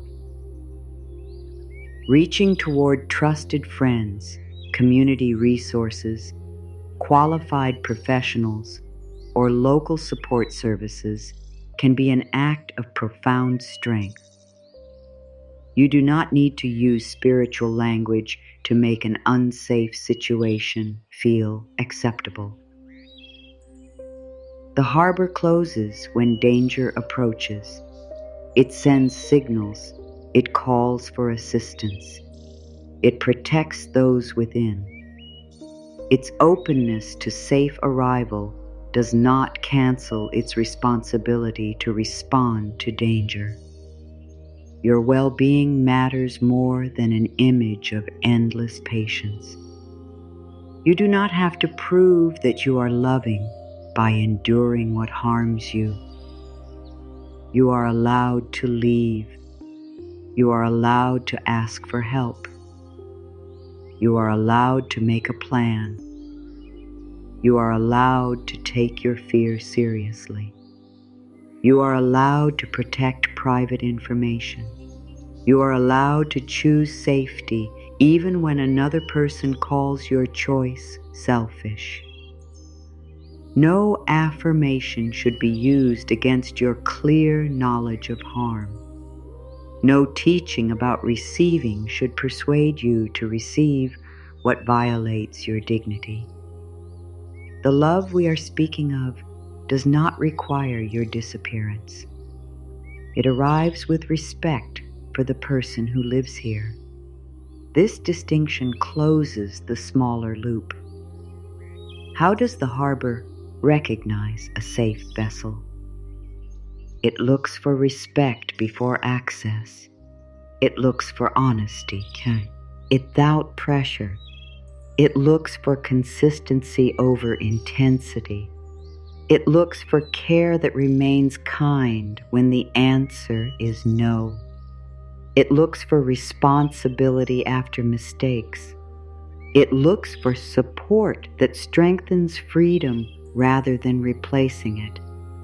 It looks for someone who wants the harbor to remain fully itself.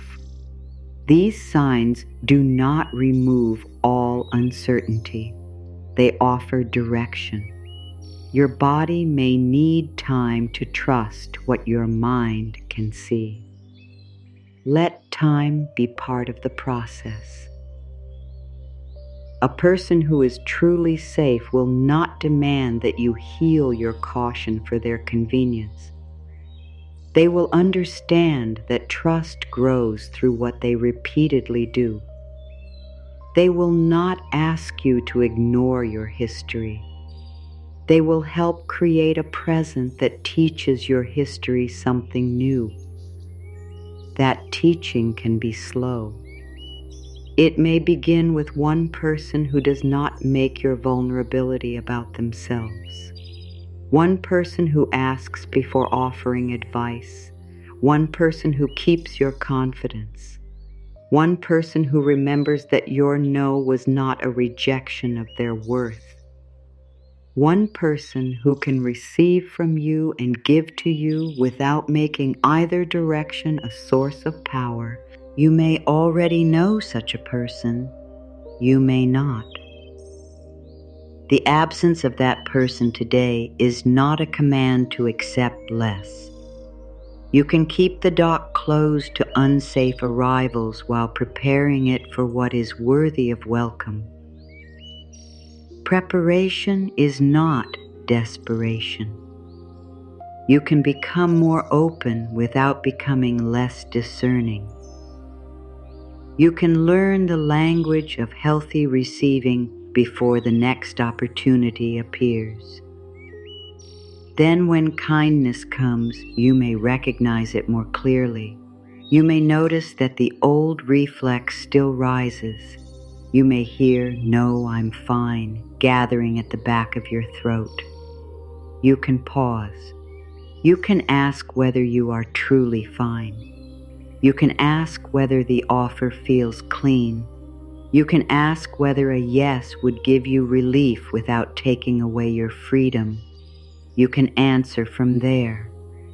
Sometimes your answer will be, "Yes, thank you." Let those words be complete. Do not rush to add, "but only if it is no trouble." Do not insist that the person withdraw the offer after they have sincerely made it. Do not turn their care into a debate. You can check once. Are you sure? Then listen to the answer. If they say yes freely, consider believing them. You believe yourself when you give sincerely. You know that there are moments when helping someone brings you joy rather than resentment. You know that your generosity is not always a burden. Other people may have that experience too. You are not automatically imposing because you accepted what was offered.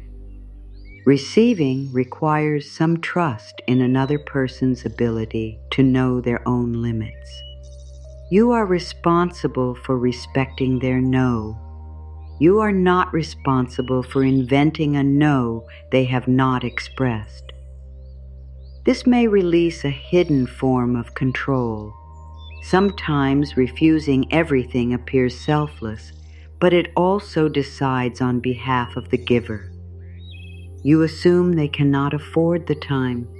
You assume de que he will regret the effort. You assume they are only being polite. You assume their care is not strong enough to survive its own expression. You may be right sometimes. You may also be denying them the right to choose. Healthy mutuality respects both shores. You can ask clearly. You can receive the answer they give. You can remain attentive to patterns. You do not have to carry complete responsibility for everyone's boundaries. they must learn to name their limits, just as you are learning to name yours.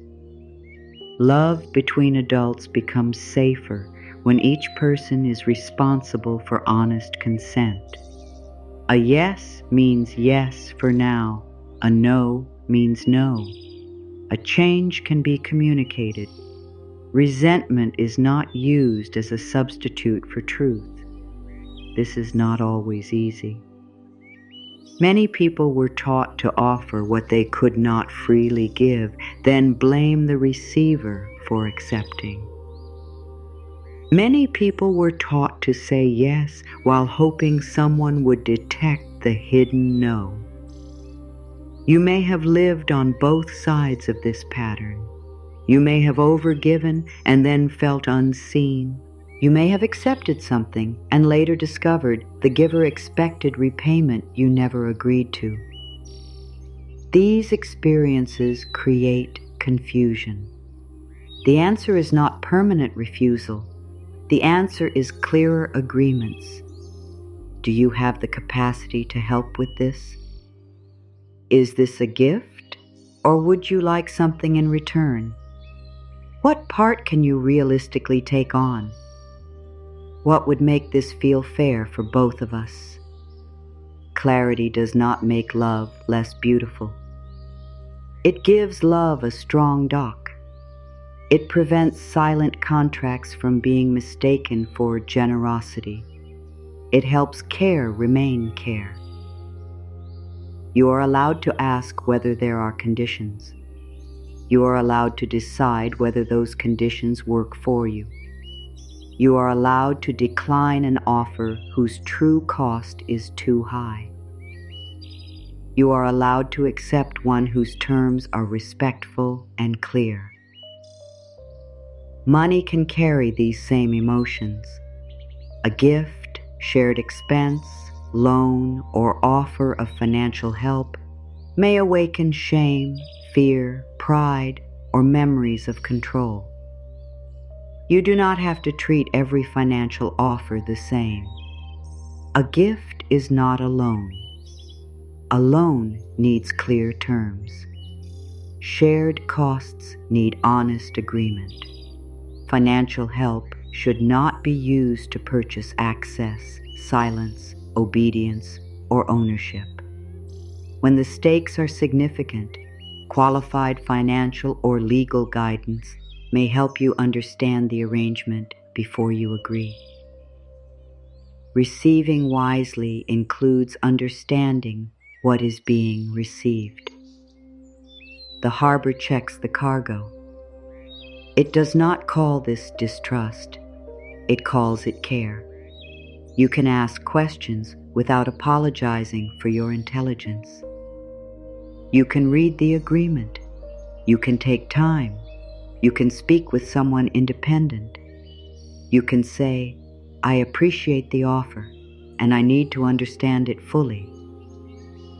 Safe generosity can survive clarity. Manipulation usually resists it. This is another sign.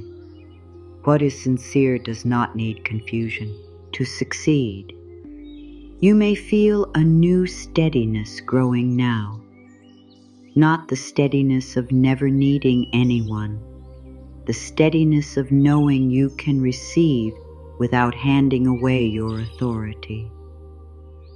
This is what the guarded part of you has been waiting to hear. It did not need to be told that every ship was harmless.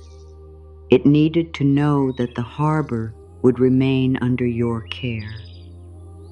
It needed to know the signals would still be used.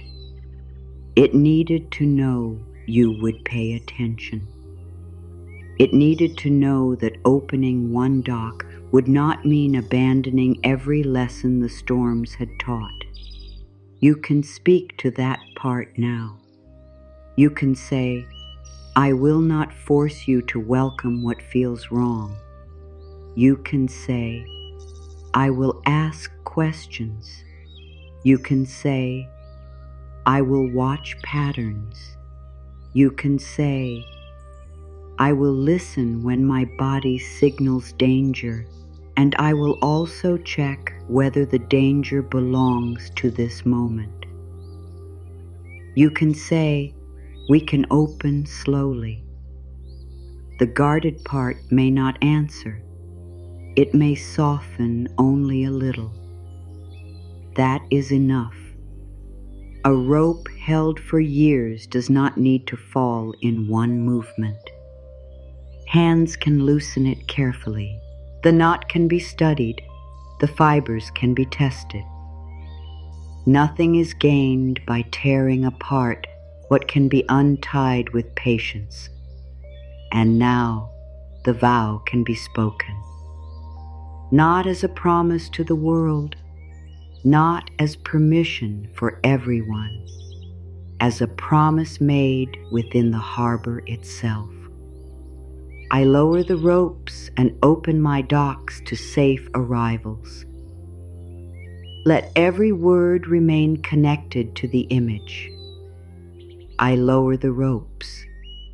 I release the rule that every offer must remain offshore. I open my docks.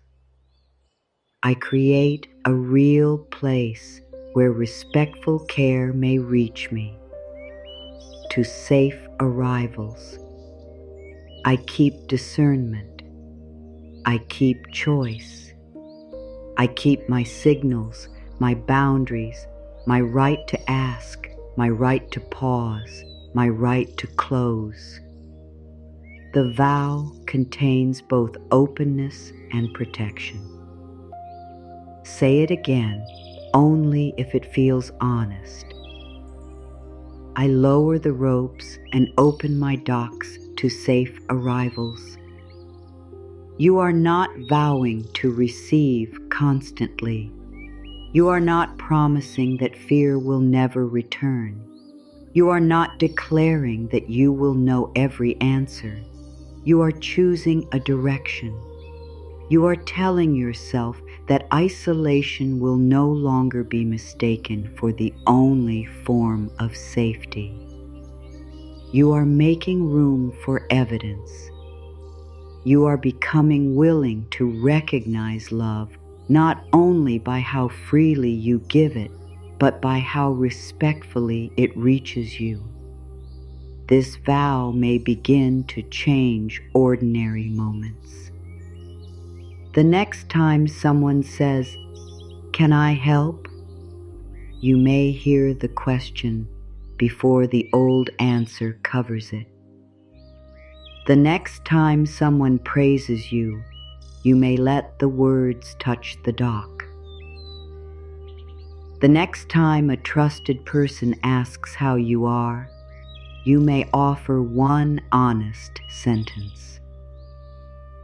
The next time your body asks for rest, you may treat that request as an arrival rather than an interruption.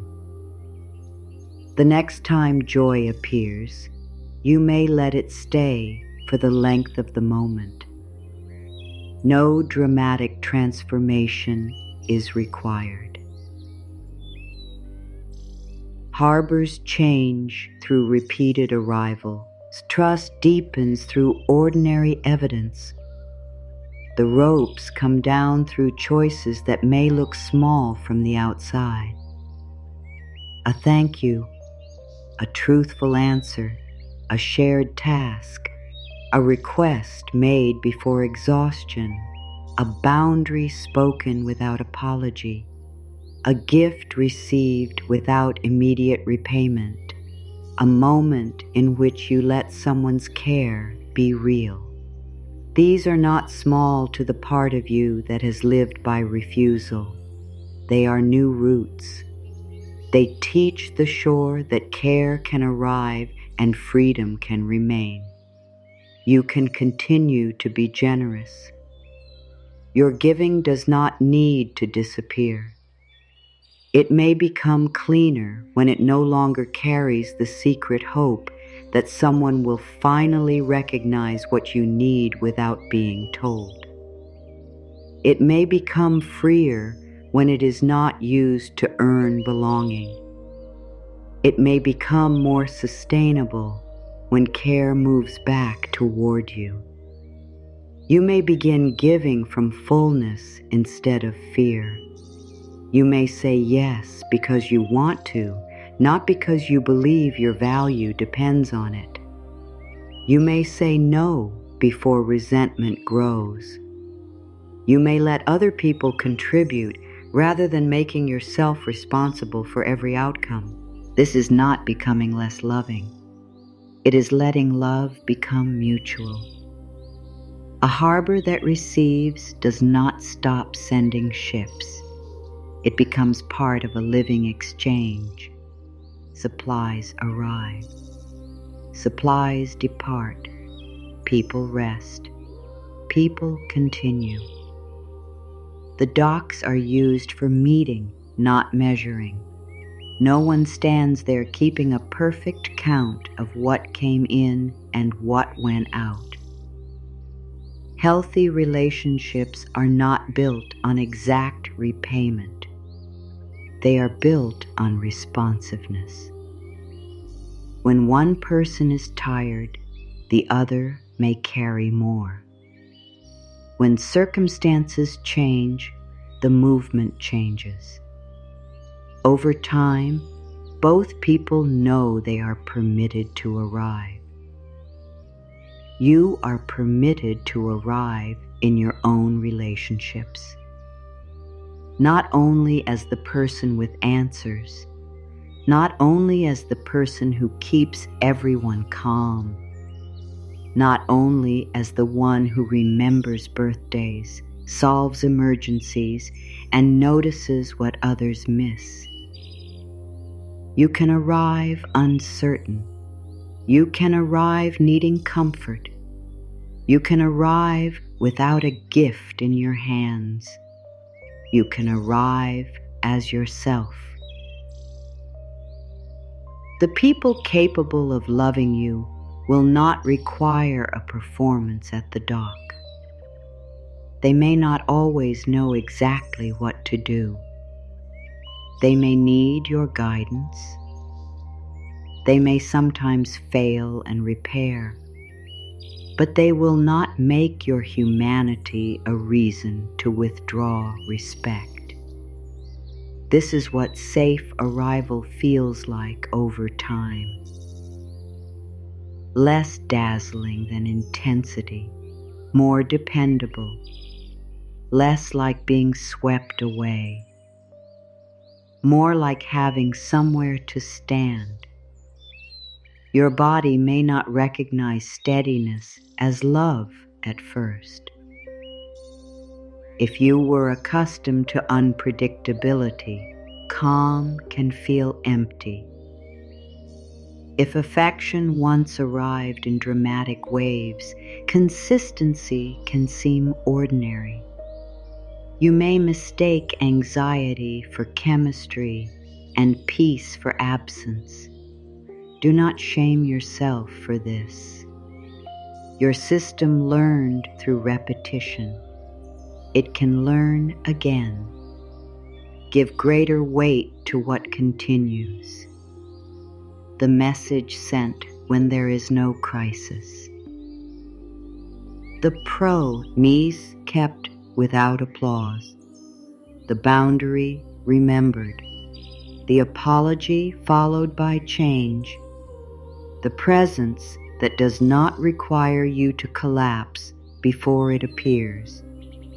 These are ships that know how to approach.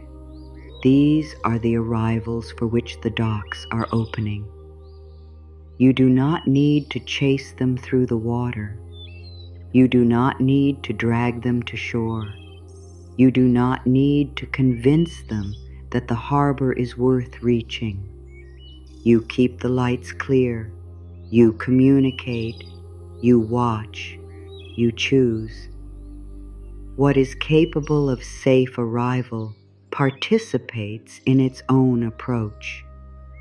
This releases you from another old role. You do not have to teach every person how to care for you while they resist learning. Guidance is part of relationship. Endless instruction without change is evidence. You can explain a boundary. You do not need to argue it into legitimacy. You can name what helps. You do not need to beg someone to respect it. You can offer a path toward repair. You do not need to carry both people down that path. The harbor can signal. The vessel must respond. This is mutual responsibility. It protects you from mistaking effort for love. You may work very hard to make an unsafe arrival safe. You may explain, forgive, adjust, wait, and offer another chance. Sometimes people grow. Sometimes repair becomes possible. Sometimes the safest choice is distance. You are not a failure because you could not transform another person's approach. The harbor is responsible for its shore. The ship is responsible for how it travels. You can release what is not yours. You can reserve your energy for relationships where care can be learned together. This too is receiving. You receive the truth of what a person repeatedly shows you. You stop replacing their pattern with your hope. You let reality arrive. That truth may hurt. It can also free the docks for safer vessels. An occupied dock is not always a connected dock. Sometimes it is held by a ship that brings no nourishment and refuses to leave. Creating room may require ending access. It may require grieving what you wanted the relationship to become. It may require support beyond what affirmations can provide. Still, the clearing is not emptiness for its own sake. It is protection of your capacity to receive what is respectful. You do not have to keep every dock occupied to prove you are loved. You do not have to accept poor treatment because loneliness feels frightening. A quiet harbor is not a worthless harbor. Waiting with standards is not the same as waiting without hope. You can be alone in a season without declaring yourself unlovable.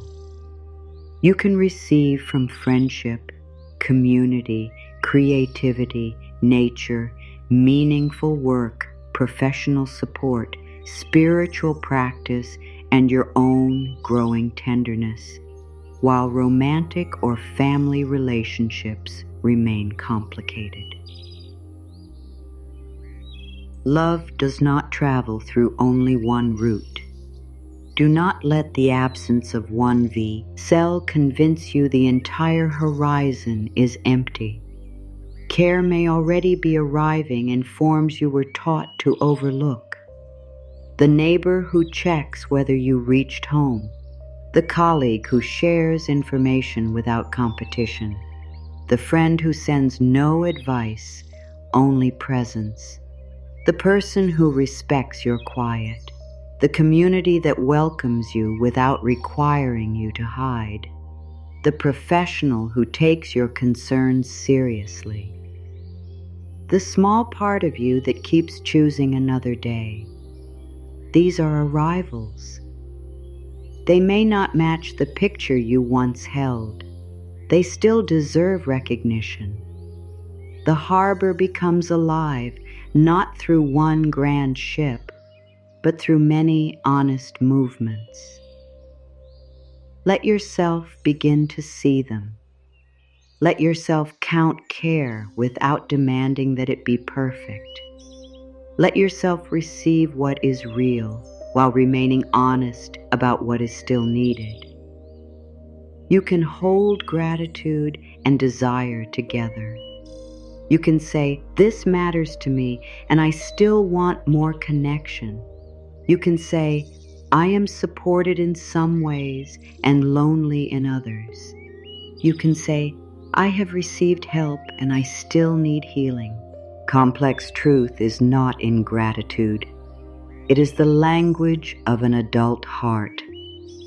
The ropes are lower now, not gone, not discarded, resting where they can be lifted again if needed. The docks remain yours. The water remains yours. The signals remain lit. Something has changed because arrival is no longer forbidden. Care does not have to circle until it gives up. Your own need does not have to remain unnamed. Your joy does not have to stay beyond the breakwater. Your grief does not have to call from the distance. There is a place for what is safe. There is a place for what is true.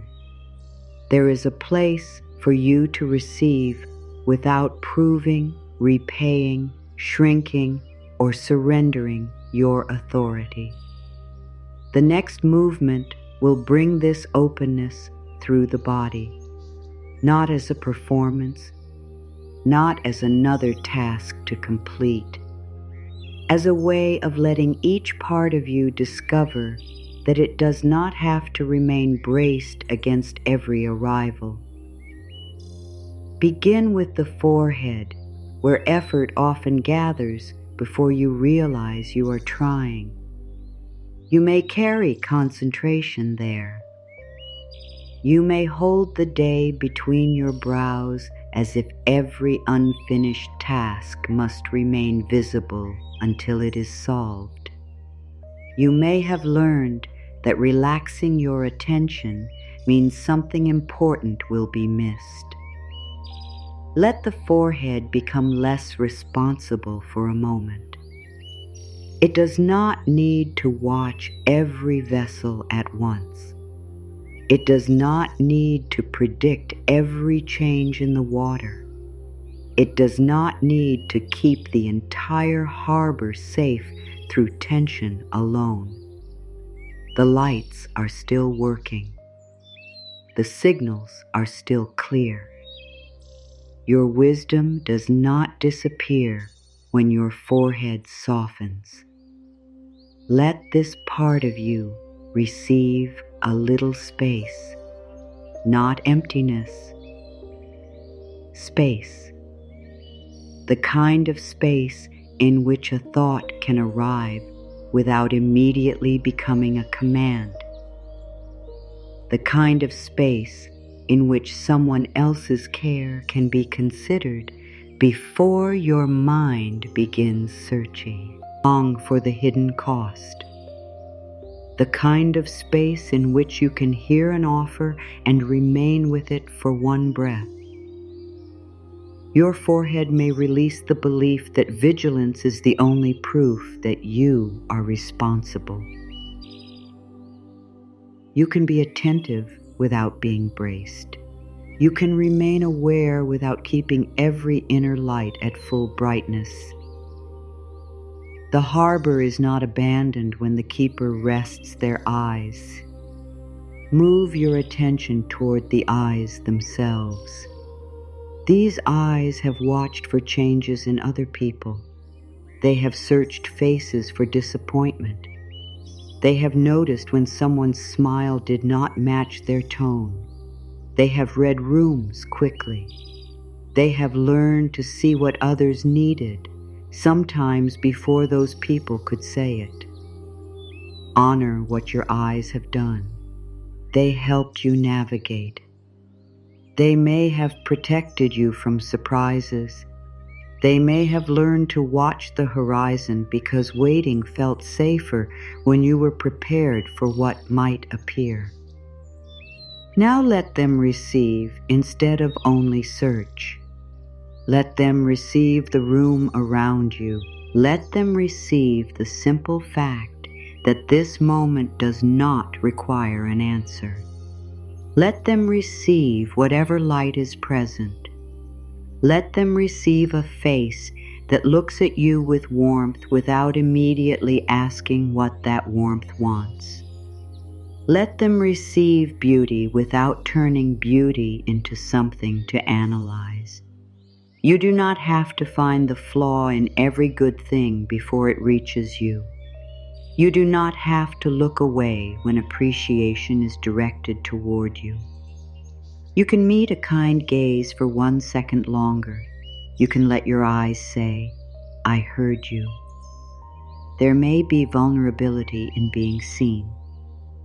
You are permitted to choose who sees you and how much they see. Still, not every act of being visible is exposure. Sometimes visibility is belonging.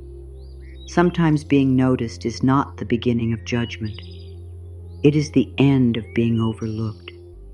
Let your eyes learn the difference. Bring awareness to the jaw. The jaw may know the shape of withheld words. It may hold the no you were afraid to say. It may hold the yes you were embarrassed to admit. It may hold gratitude that felt too tender to express. It may hold anger that could not safely be spoken. It may hold the effort of appearing calm while everything inside was asking for support. Let the jaw loosen enough for truth to have room. You do not need to announce every feeling. You do not need to explain yourself to everyone. You are only making space for language that belongs to you. Thank you. That would help. I need time. I do not want that. Please, listen. I am tired. I am glad you are here. These sentences are docks. They give another person somewhere clear to meet you. Silence can be sacred. Silence can also become a rope when it keeps every need beyond reach. Your voice does not have to be loud to be honest. It does not have to sound tame before it deserves to be heard. You can speak with a trembling jaw. You can pause between words. You can correct yourself. You can say, "That is not quite what I meant. Let me try again." Receiving often begins with letting your own words arrive. Let the jaw release the task of keeping everything contained. Now, the throat. The throat carries the passage between inner knowing and outer expression. It may have learned that asking creates trouble. It may have learned that people prefer you when you are easy. It may have learned to swallow disappointment and call it maturity. It may have learned to accept what was offered even when it was not what you needed, because correction seemed ungrateful. Let the throat remember that clarity is not cruelty. You can direct the arrival. You can say what kind of care can land. You can say what does not belong at your dock. You can let your request be specific, not because another person must obey, but because neither of you should have to navigate through guesswork. You might say, "I need reassurance, not a solution." You might say, "I would like help, but I want to make the final decision." You might say, "Please give me space tonight and check on me tomorrow." You might say, "I appreciate the offer, but I cannot receive it under those conditions." Your throat does not exist only to comfort others. It can carry your own needs toward the people capable of hearing them. It can also call for help when the water becomes dangerous. Seeking support is not a failure of self-reliance. It is a use of the signal system. Harbors send messages because safety grows through communication. Let your throat receive permission to speak before the need becomes unbearable. Move down toward the shoulders. The shoulders may have become a place where responsibility settled and forgot to leave. They may carry the work no one assigned openly, but everyone expected you to notice. They may carry the emotional temperature of the room. They may carry plans, reminders, worries, and the belief that if you put anything down, someone else will suffer. Your shoulders have served you. They have lifted, reached, held, and steadied. They do not need to prove their worth by remaining burdened. Imagine the docks taking some of the weight. A dock is built so cargo does not have to remain suspended between ship and shore. It receives weight and distributes it. Your life needs places where weight can be set down. A trusted person, a written plan, a shared responsibility, a professional resource, a clear conversation, a decision to postpone what is not urgent, a willingness to say, I cannot carry all of this today. Let the shoulders lower without interpreting the movement as surrender. You are not dropping your life. You are adjusting the load. You are letting support become structure, all rather than waiting until someone must rescue you. There is wisdom in receiving before collapse. There is dignity in sharing what was never meant to be carried by one body.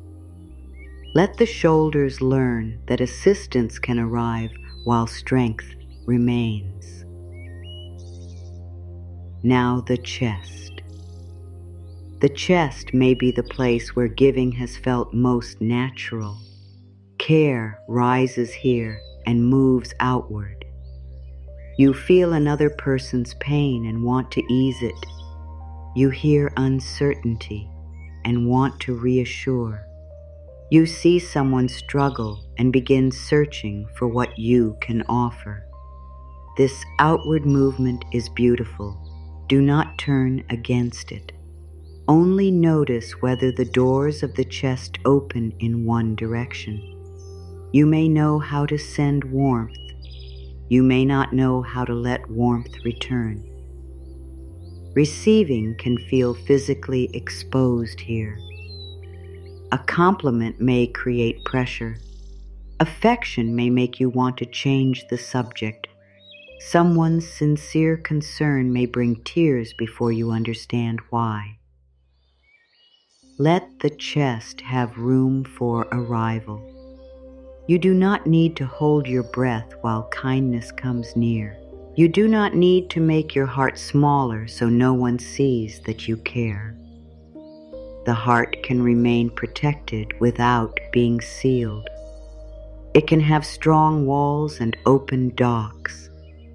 It can recognize unsafe pressure and still respond to steady love. Let one breath enter as though it carries nothing you must repay. The breath arrives. The chest receives it. The breath leaves. Nothing is owed. Life has been moving this way all along. Receiving, releasing, receiving, releasing. You do not apologize to the air for needing another breath. You do not promise to repay the sky. The exchange is natural. Let this rhythm teach the chest that not every arrival creates debt. Some things come because you are alive. Some care comes because you matter to someone. Some help comes because people are made to participate in one another's lives. Your chest can hold this truth without forcing certainty. Let it become a possibility. Bring awareness to the hands. Your hands may be skilled at giving. They prepare. They clean. They write. They hold. They fix. They carry. They reach first. They may become restless when empty. Empty hands can feel useless if usefulness has been the way you secured your place. But an open hand is not an idle hand. It is a hand capable of receiving. Notice the difference between a clenched hand and an open one. The clenched hand protects what it has. It also cannot accept what approaches. The open hand does not promise to take everything. It remains able to choose. You can extend your hands toward what supports you. You can accept the cup. You can take the offered bag. You can let someone place a gift in your palm. You can let your hands rest while another person completes a task. There may be discomfort. The fingers may want to reach back immediately. They may see. Arch for something to give in return. Let the moment remain unfinished for a little while. Receiving is not failure to reciprocate. It is one half of reciprocity. The return may come later. It may come in another form. It may move toward another person entirely. Love is not always exchanged through equal objects on the same day.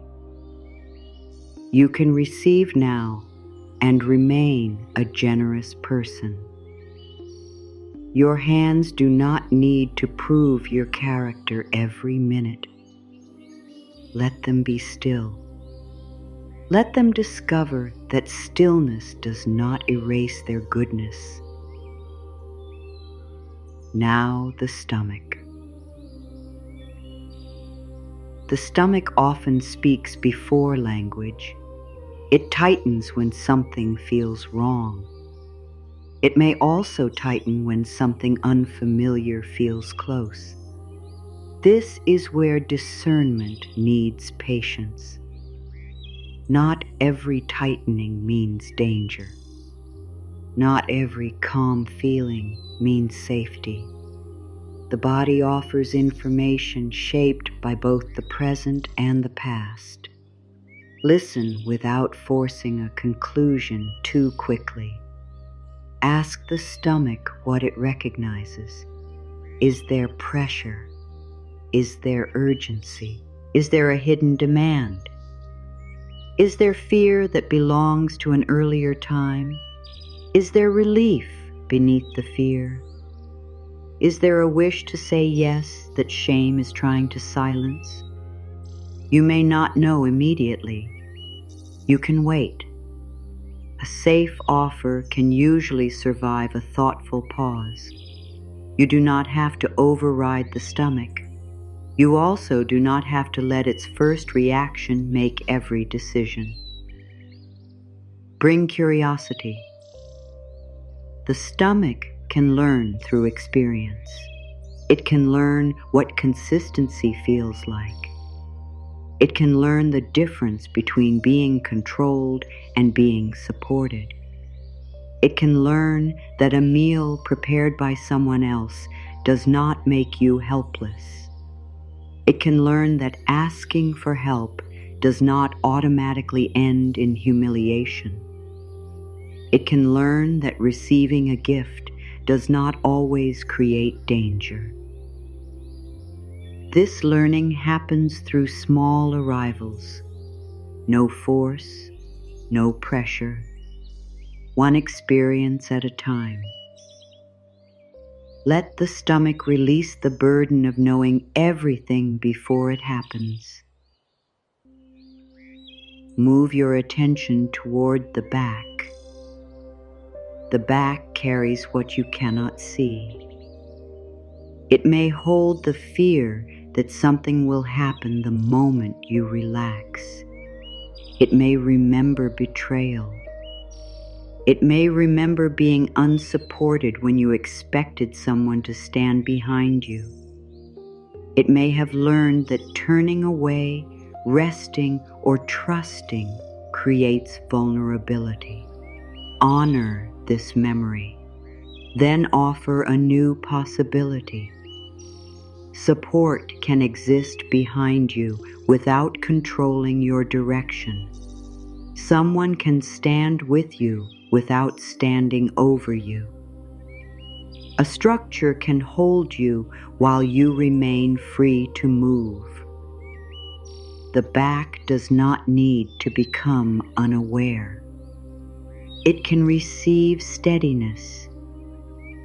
The chair beneath you, the wall nearby, the floor that continues to hold your weight, the person who follows through, the plan that makes the next step clearer, the professional who brings knowledge you do not have to create alone. Support often feels less dramatic than rescue. It may feel like reliability. It may feel like knowing what will happen next. It may feel like not being the only person who remembers. Let your back receive the idea that support does not always arrive from the front with a grand gesture. Sometimes it is the quiet structure that remains. Let the muscles along the back release one small portion of their watch. You do not have to turn your back on wisdom. You can let wisdom rest against something trustworthy. Bring awareness to the hips. The hips help the body change direction. They carry movement from one step into another. Old patterns can live here as hesitation. You may want connection and pull away.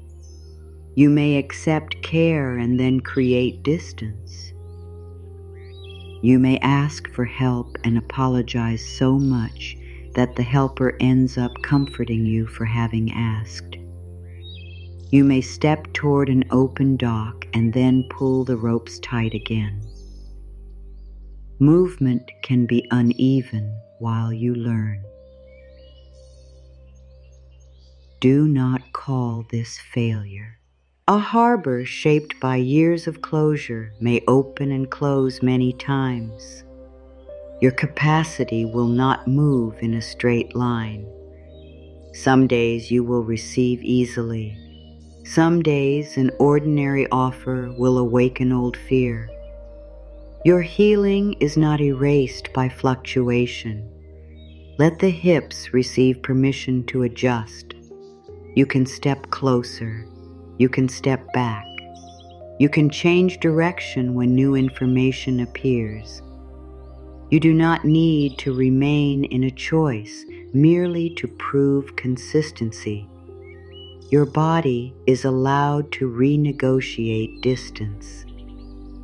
Healthy people will respect movement that protects your well-being. They may ask for clarity. They should not demand stillness so they can feel secure. Let your hips know that receiving does not trap you in place. You remain able to move.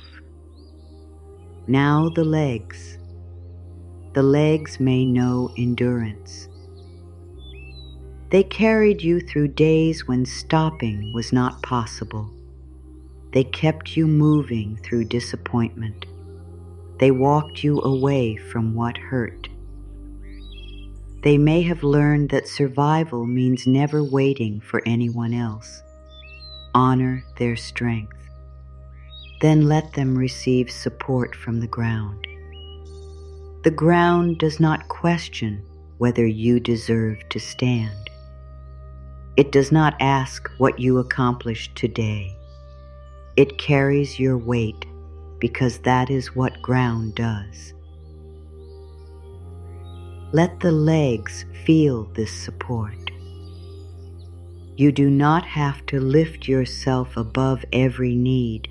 You can stand and be held at the same time. Strength and support are not opposites. Your legs can take the next step without taking every step alone. You can walk beside someone. You can let another person match your pace. You can accept directions. You can rest before continuing. You can turn toward a resource rather than wandering until exhaustion decides for you. There is no honor in becoming lost because you refused every map. There is no weakness in using a bridge someone else helped build. Your journey remains yours even when support appears along the route. Let the legs release the belief that independence requires solitary movement. Finally, the feet. The feet meet what is real. They know the ground beneath the story. They know whether you are standing in a safe place. They know whether you have stayed too long. They know whether the next step is possible. Let the feet receive the present. Not every future arrival, not every possible relationship. This moment, this floor, this choice. You do not need to solve your entire relationship with receiving today. You can choose one grounded action, accept one sincere compliment, name one real need, let one safe person help, take one offered pause, ask one clear question, say one honest no, say one unhurried yes. Your feet do not need a grand transformation. They need a direction they can trust. Let the next step be small enough to remain yours. The body has now been invited into the harbor. The forehead does not need to predict every ship. The eyes can see care without searching immediately for its flaw. The jaw can release truthful words. The throat can direct the arrival. The shoulders can share weight. The chest can let warmth return. The hands can remain open. The stomach can listen without rushing. The back can receive steady support. The hips can adjust distance. The legs can move with others. The feet can choose one real step. None of this is a command to relax completely. None of it asks you to trust beyond your evidence. The body is not a problem to overcome. It is part of the harbor's intelligence. You can work with it. You can listen when it closes. You can invite it to consider opening. You can offer it safe experiences rather than arguments. The body trusts what happens repeatedly. Let respectful receiving become one of those repeated experiences. Carry this into an ordinary day. Someone says something kind. Instead of dismissing it, breathe once. Let the words reach the dock. Say, "Thank you." Someone offers help with a task. Instead of proving you can do it alone, ask what part they can realistically take. Someone checks on you. Instead of presenting the polished version, offer one true sentence. Someone asks what you need. Instead of saying nothing, ask yourself whether nothing is true. You may need quiet. You may need information. You may need company. You may need practical assistance. You may need time. A need does not have to be dramatic to deserve language. Carry this into your work. You do not have to become the person who fixes every problem before anyone else notices. You can ask for clarity. You can delegate what can be delegated. You can accept credit without redirecting all of it. You can say, I contributed to that. You can let a precaution reach you without believing it makes you arrogant. You can receive feedback that helps without turning every correction into proof that you are failing. Receiving includes information. You do not have to accept every opinion. You can take what is useful and leave what is careless. Carry this into friendship. Let friends know what support looks like. Give them a chance to meet you. Stop assuming that your silence is easier for everyone. The people who care may prefer your honest need to your distant exhaustion. Let them bring the meal. Let them send the message. Let them sit beside you. Let them hear the part you usually remove from the story. You do not need to reveal everything. You can reveal enough to be known. Carry this into family relationships where it is safe. You may need firmer docks there. History can make every arrival complicated. You may accept one form of care and refuse another. You may appreciate what someone can offer without denying what they cannot. You may receive a practical gesture while protecting your emotional privacy. You may love someone and still choose distance. Receiving does not require you to rewrite the past. It lets you respond honestly to the present. Carry this into rest. Rest is something the body receives. It is not only something you earn. A pause does not have to be justified by total depletion. You can stop before the work is finished. You can leave something for tomorrow. You can let another person manage one detail. You can receive an hour that is not productive. You can let pleasure be useful simply because it reminds you that life is more than maintenance. Carry this into your inner language. When you make a mistake, receive the information without turning it into punishment. When you succeed, receive the moment without immediately raising the standard. When you feel lonely, receive the truth without calling yourself ungrateful. When you feel loved, receive the warmth without demanding a guarantee that it will never change. When you feel afraid, receive the fear as a signal, not as a prophecy. You are becoming a place where experience can land and be understood. This is the deeper harbor. Not only a place for what others bring, a place where your own life is permitted to arrive. Now let the affirmations begin as full sentences. There is no need to believe every word at the same depth. Let each one approach. Receive what feels honest. Let the rest remain on the water until another time.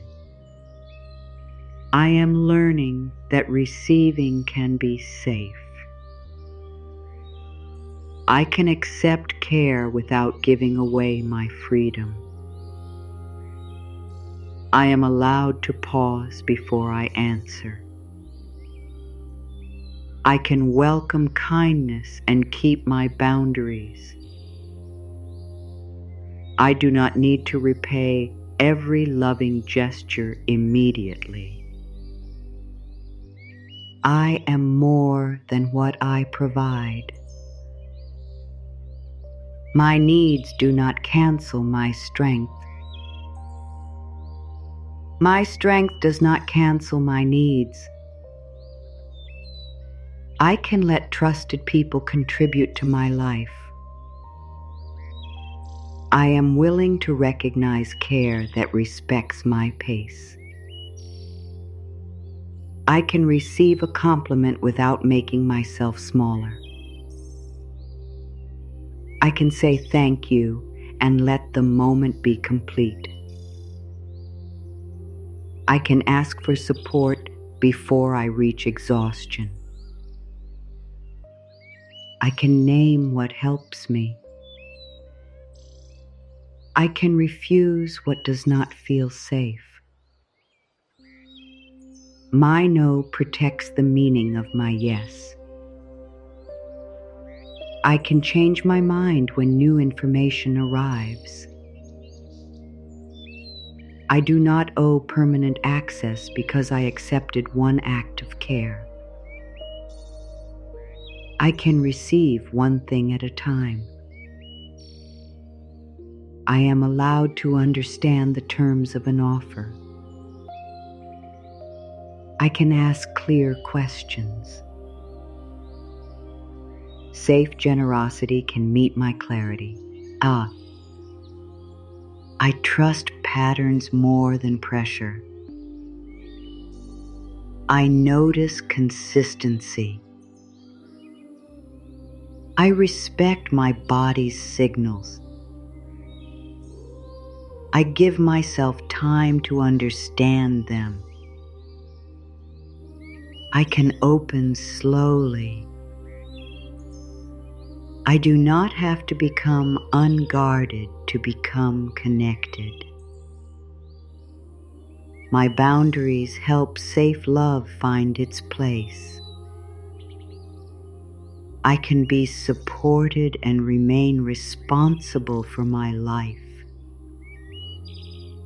I can accept help without becoming helpless. I can be grateful without becoming indebted. I can be loved without being controlled. I can receive without performing. I can rest without proving that I have suffered enough. I can let joy arrive without asking it to stay forever. I can receive this moment as it is. I can let another person's kindness be real. I am willing to believe that some gifts are freely given. I am willing to make room for respectful care. I receive love without proving I deserve it. I receive love without proving I deserve it. I lower the ropes and open my docks to safe arrivals. My harbor remains mine. My signals remain clear. My docks open by choice. I welcome what honors my freedom. I release what asks me to disappear. I receive what strengthens my life. I let care complete its journey. I give love somewhere to land. I let support reach me. Ik time 2.0. I let kindness touch the shore. I let appreciation arrive. I let rest enter. I let truth enter. I let help enter. I remain free. I remain discerning. I remain open to evidence. Safe love may approach. Safe love may wait. Safe love may listen. Safe love may land. My docks are opening.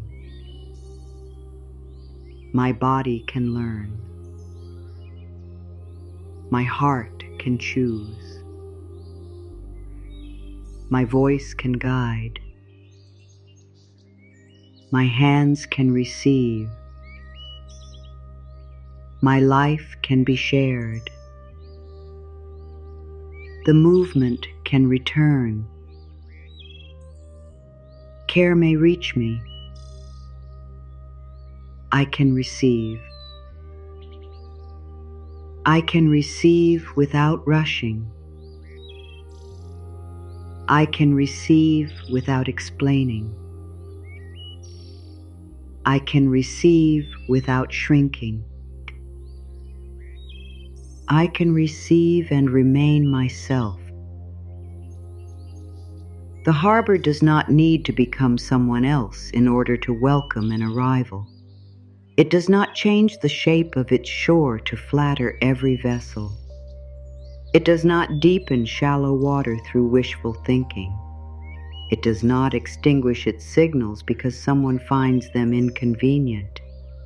It does not apologize for the places that require careful passage. The harbor receives by being fully what it is. You can do the same. You do not have to become easier to control in order to become easier to love. You do not have to silence your needs so another person can feel generous. You do not have to hide your strength so support can reach you. You do not have to perform helplessness. You do not have to prove independence.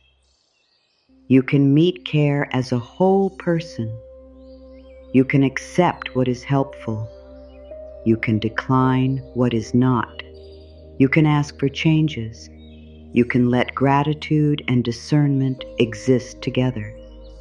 You can say, "Thank you," and still ask a question. You can say, "This helps," without promising more access. You can say, "I appreciate your intention, but this does not work for me." You can say, "Yes," without making that yes permanent. You can say, "No," without turning your heart to stone. Each honest response keeps the harbor clear. The goal was never to lower every rope. The goal was to stop using the ropes against yourself. They were meant to protect the docks when protection was needed. They were not meant to prove that you could live forever without a rival. You may have worn refusal like armor for so long that receiving feels almost undressed. You may feel exposed when someone does something thoughtful. You may feel tears when another person remembers you. You may feel restless when someone insists that you sit while they take care of one task. You may feel an urge to reclaim control by finding something useful to do. Stay only with the present moment, the chair beneath you, the task being shared, the kindness being offered, the choice still belonging to you. You are not losing yourself. You are having a new experience. Let the experience remain small enough to be understood. You do not need to turn one supportive moment into proof that every future moment will be safe. You do not need to decide whether this care will last forever. You can receive what is here while it is here. A vessel may remain for one tide. Its arrival can still matter. A person may help you through one difficult afternoon. The help does not become meaningless because they cannot solve your entire life. A compliment may reach you for only a few seconds.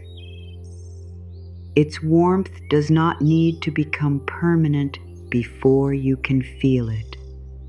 A good day may end.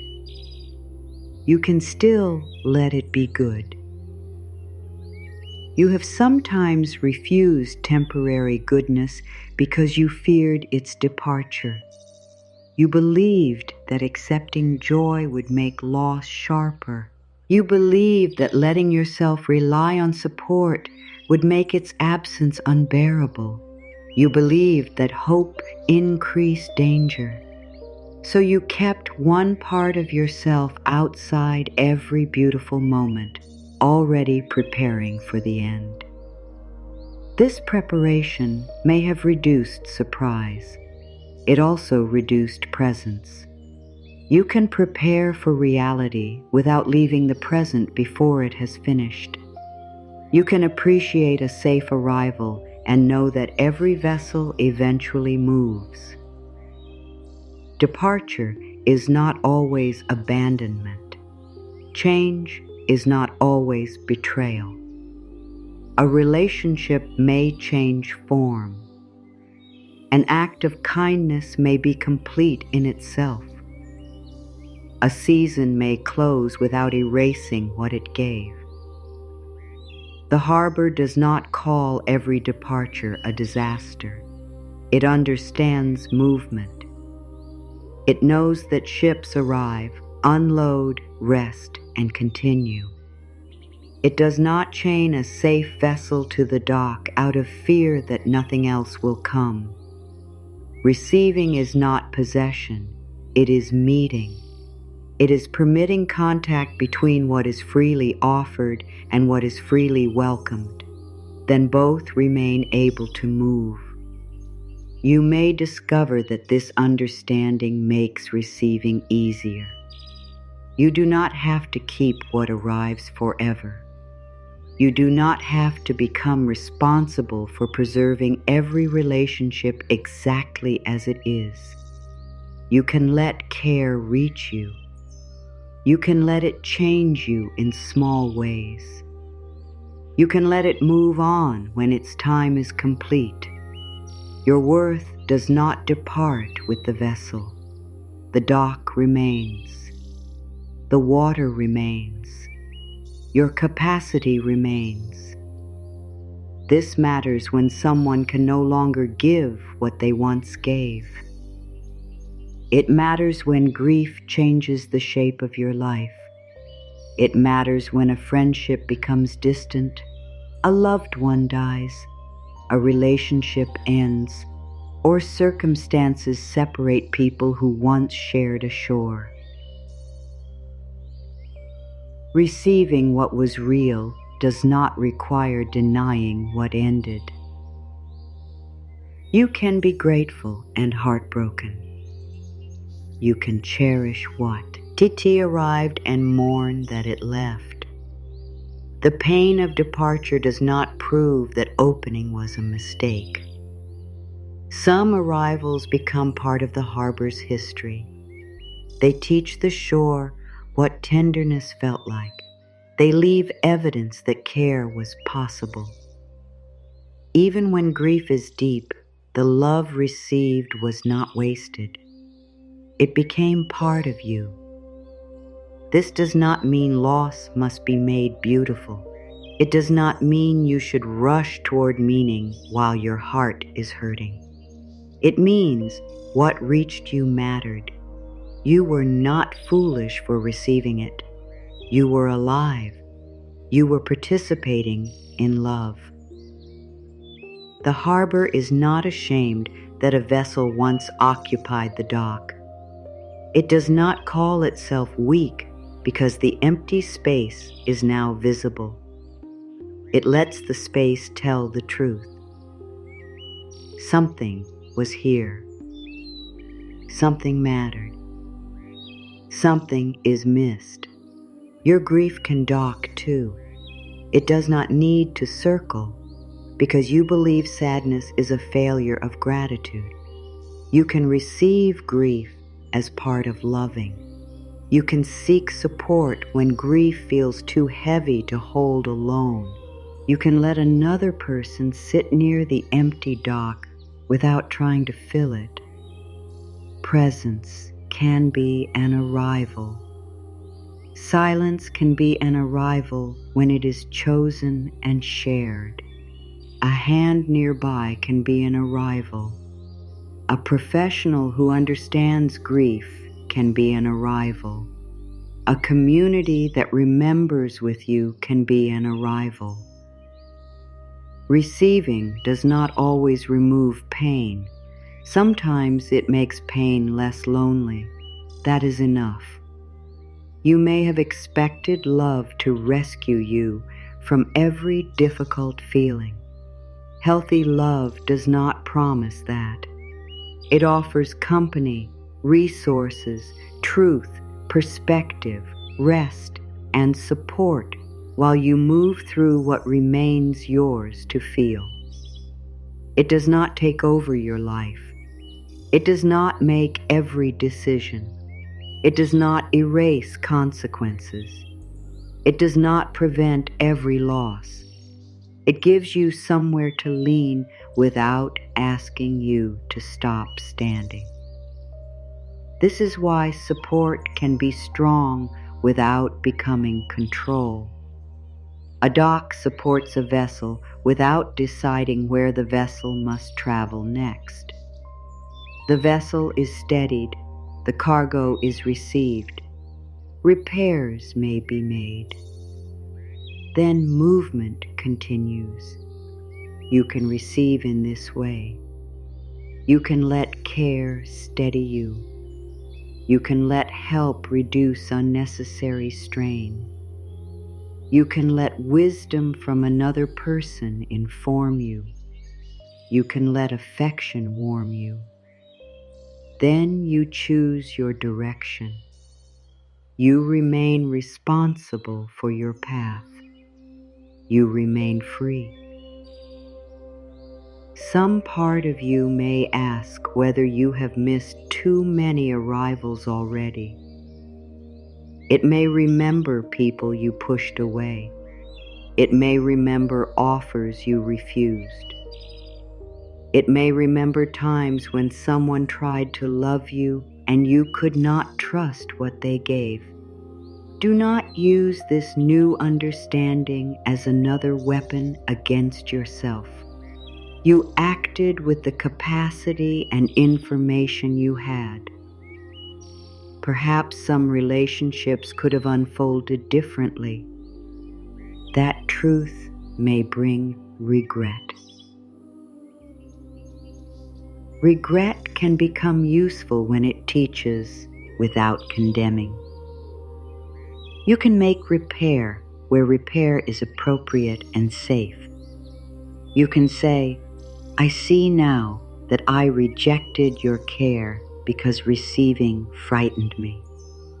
You can say, I am sorry I made you feel that your contribution did not matter.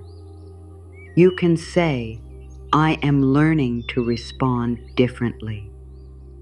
You cannot control whether another person is available for that conversation. You cannot force a vessel to return because the dock has finally opened. Opening is not a guarantee about who arrives. It is a commitment not to remain closed against all future care. Let the horizon be what it is. Do not turn toward it with desperation. Do not chase every distant light. Do not mistake longing for evidence that a particular person belongs at your shore. Keep the docks clear. Keep the signals honest. Let what is capable of respectful arrival show itself through its approach. You do not need to pursue love that repeatedly ignores your boundaries. You do not need to persuade someone to care. You do not need to translate inconsistency into hidden devotion. You do not need to stand at the edge calling to a vessel that keeps choosing another direction. Receiving does not mean waiting forever for one unavailable person. Sometimes receiving life requires releasing the form you demanded. Care may arrive through friendship when you expected romance. Belonging may arrive through community when family could not offer it. Guidance may arrive through a professional when the people closest to you do not understand. Encouragement may arrive through a teacher, colleague, neighbor, or stranger whose words reach you at the right time. Rest may arrive through a changed schedule. Support may arrive through a resource, a service, a group, or a structure, rather than one heroic person. Do not make love pass only one test. Do not require every arrival to wear the face you imagined. Discernment stays awake. So does possibility. The harbor can recognize a safe vessel even when its shape is unfamiliar. You can recognize support even when it is quieter than fantasy. You may have been taught that love must feel overwhelming, that it must consume your attention, that it must arrive with dramatic certainty, that it must break through every defense. But love that breaks through your boundaries without permission is not made safe by intensity. Healthy love may knock. It may wait. It may ask. It may return consistently. It may look ordinary enough that your old patterns overlook it.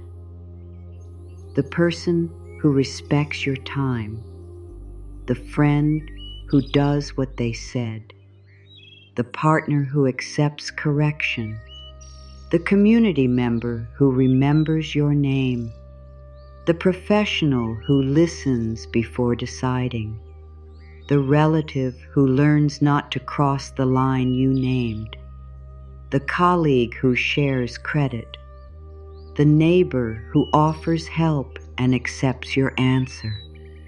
These gestures may not create a storm. They create trust. Trust rarely arrives as one enormous feeling. It is built from many small pieces that fit.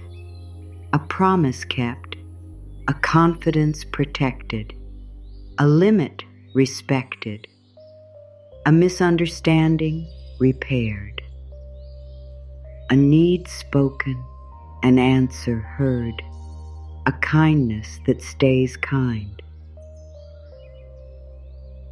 Let yourself value the quiet construction of safety.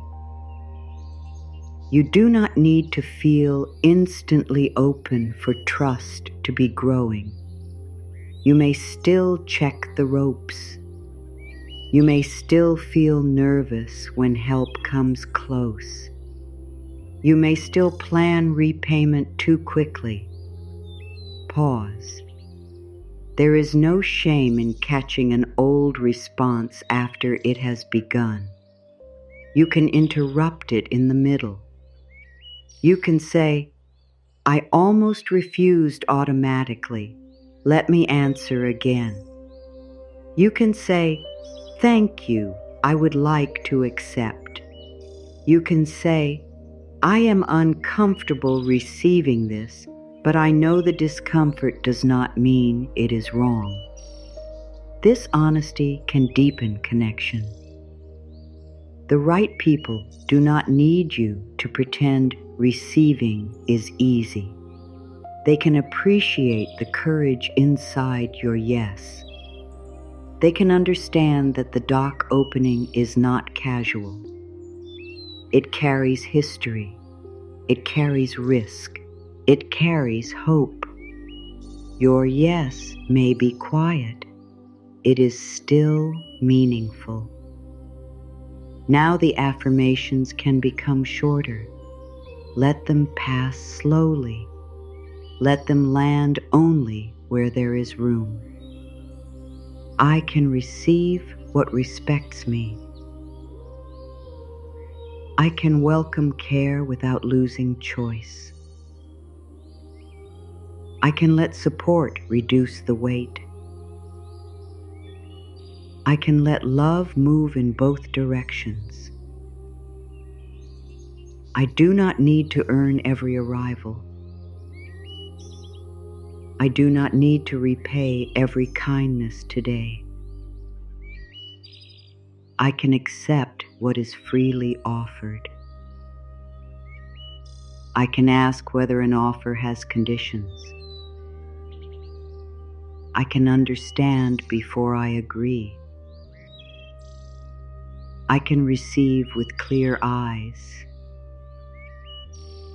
I can receive with a clear voice. I can receive with strong boundaries. I can receive at my own pace.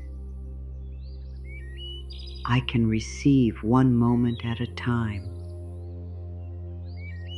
I can let a trusted person know me. I can let another person contribute. I can let someone remember me. I can let someone celebrate me. I can let someone help before I collapse. I can let someone listen before I have perfect words. I can be supported without becoming smaller. I can be cared for without becoming controlled. I can be grateful without becoming silent. I can say yes without promising forever. I can say no without closing my heart. I can revise my answer. I can move closer. I can step back. I can choose again. Time 2.0's. My freedom remains. My wisdom remains. My voice remains. My life remains mine. The dock opens by choice. The dock closes when needed. The harbor listens. The harbor decides. The harbor receives. I welcome respect. I welcome honesty. I welcome steadiness. I welcome repair. I welcome clear care. I welcome safe support. I welcome shared effort. I welcome kind attention. I welcome sincere praise. I welcome needed rest.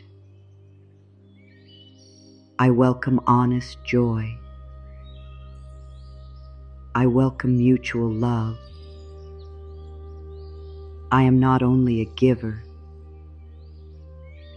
I am also a receiver. I belong in the movement. Care can move toward me.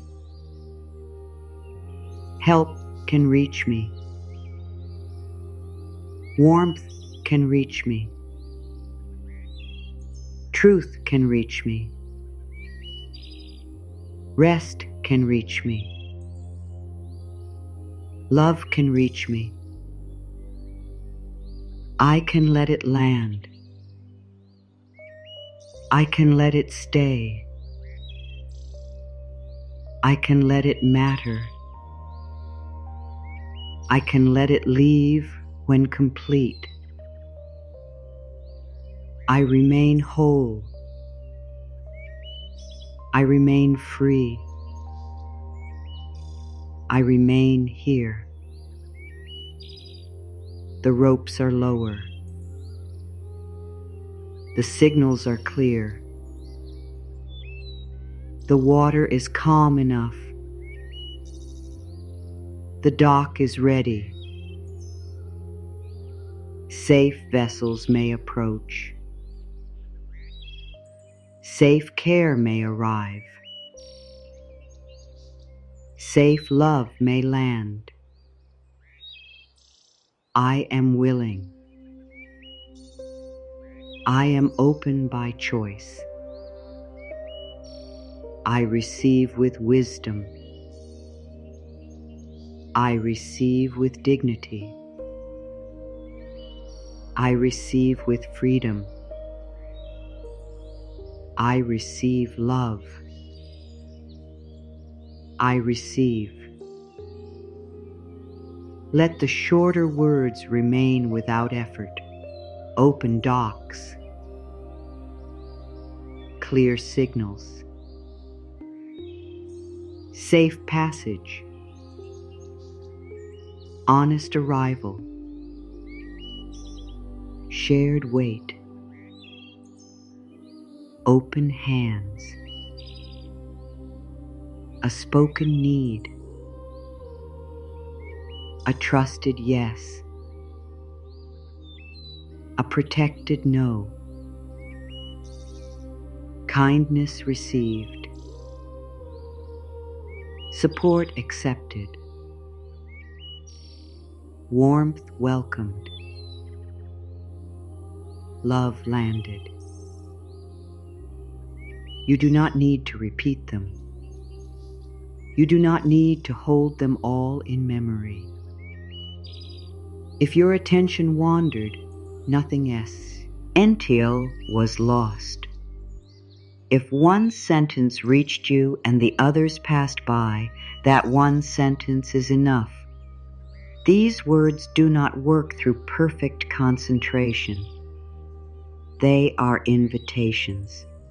Your mind may have moved toward your day, your memories, your worries, or the people you love. Let it return without criticism. You have not missed the harbor. You are the harbor. The docks remain available whenever you choose to practice this again in real life. Not by listening perfectly, by pausing before an automatic refusal, by saying thank you, by naming one need,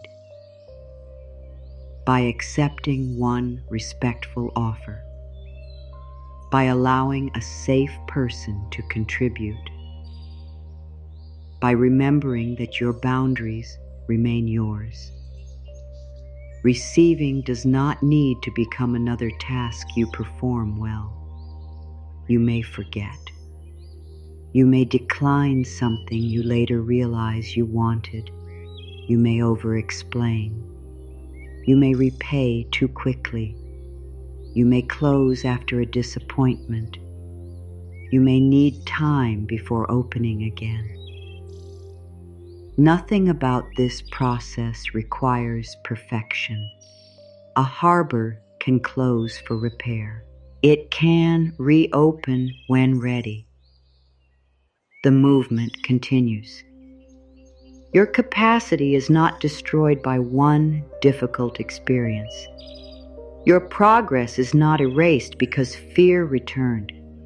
Fear may return whenever something matters. You can hear it. You can check the conditions. You can choose with the information you have.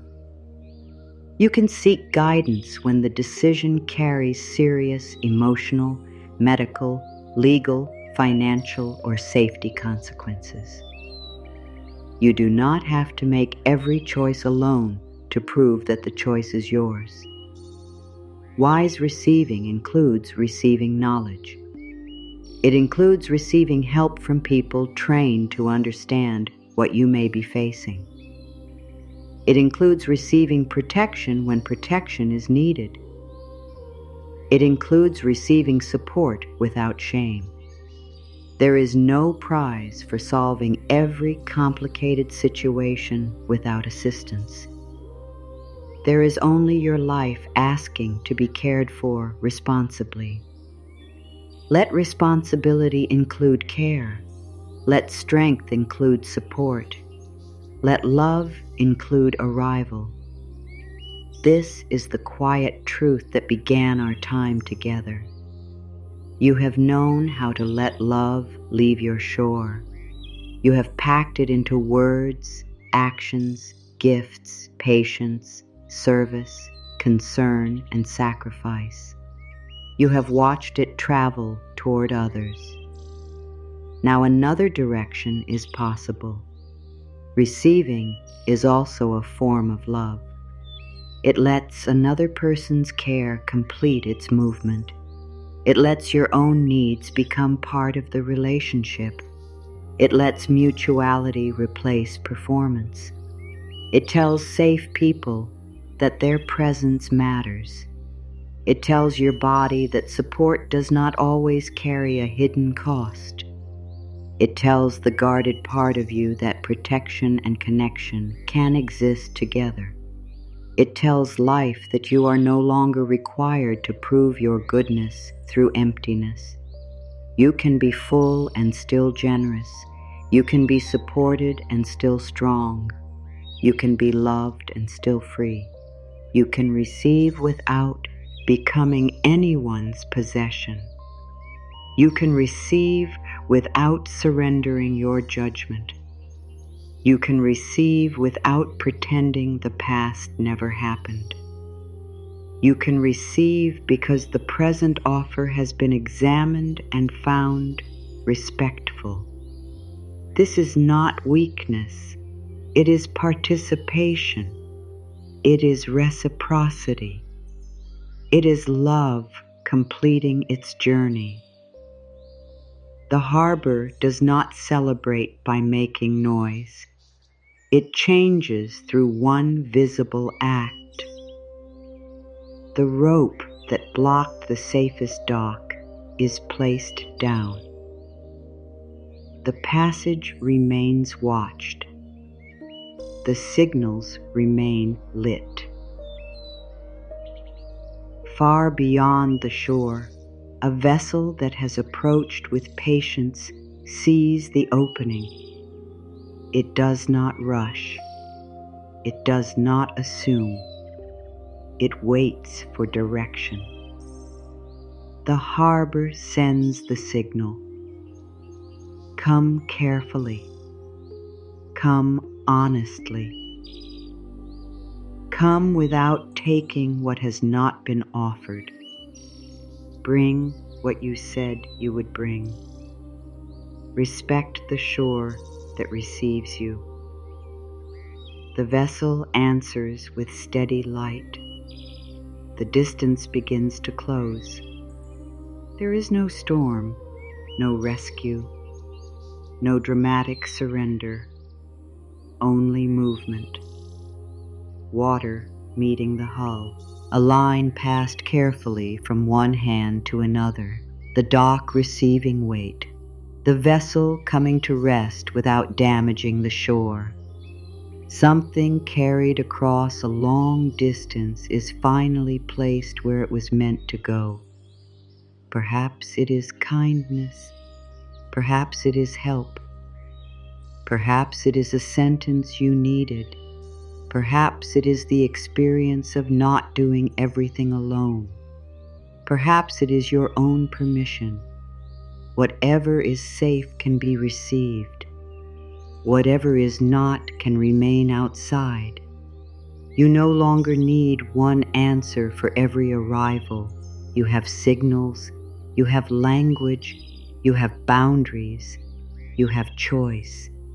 You have a place where care can land. Let this be enough for today. Let the harbor remain quiet after the arrival. No counting, no immediate repayment, no search for the next task. Only the simple recognition that something good reached you and you did not push it away. All is well. The ropes rest beside the open dock. The steady lights remain over the water. The shore holds what has arrived. What is safe may finally come ashore.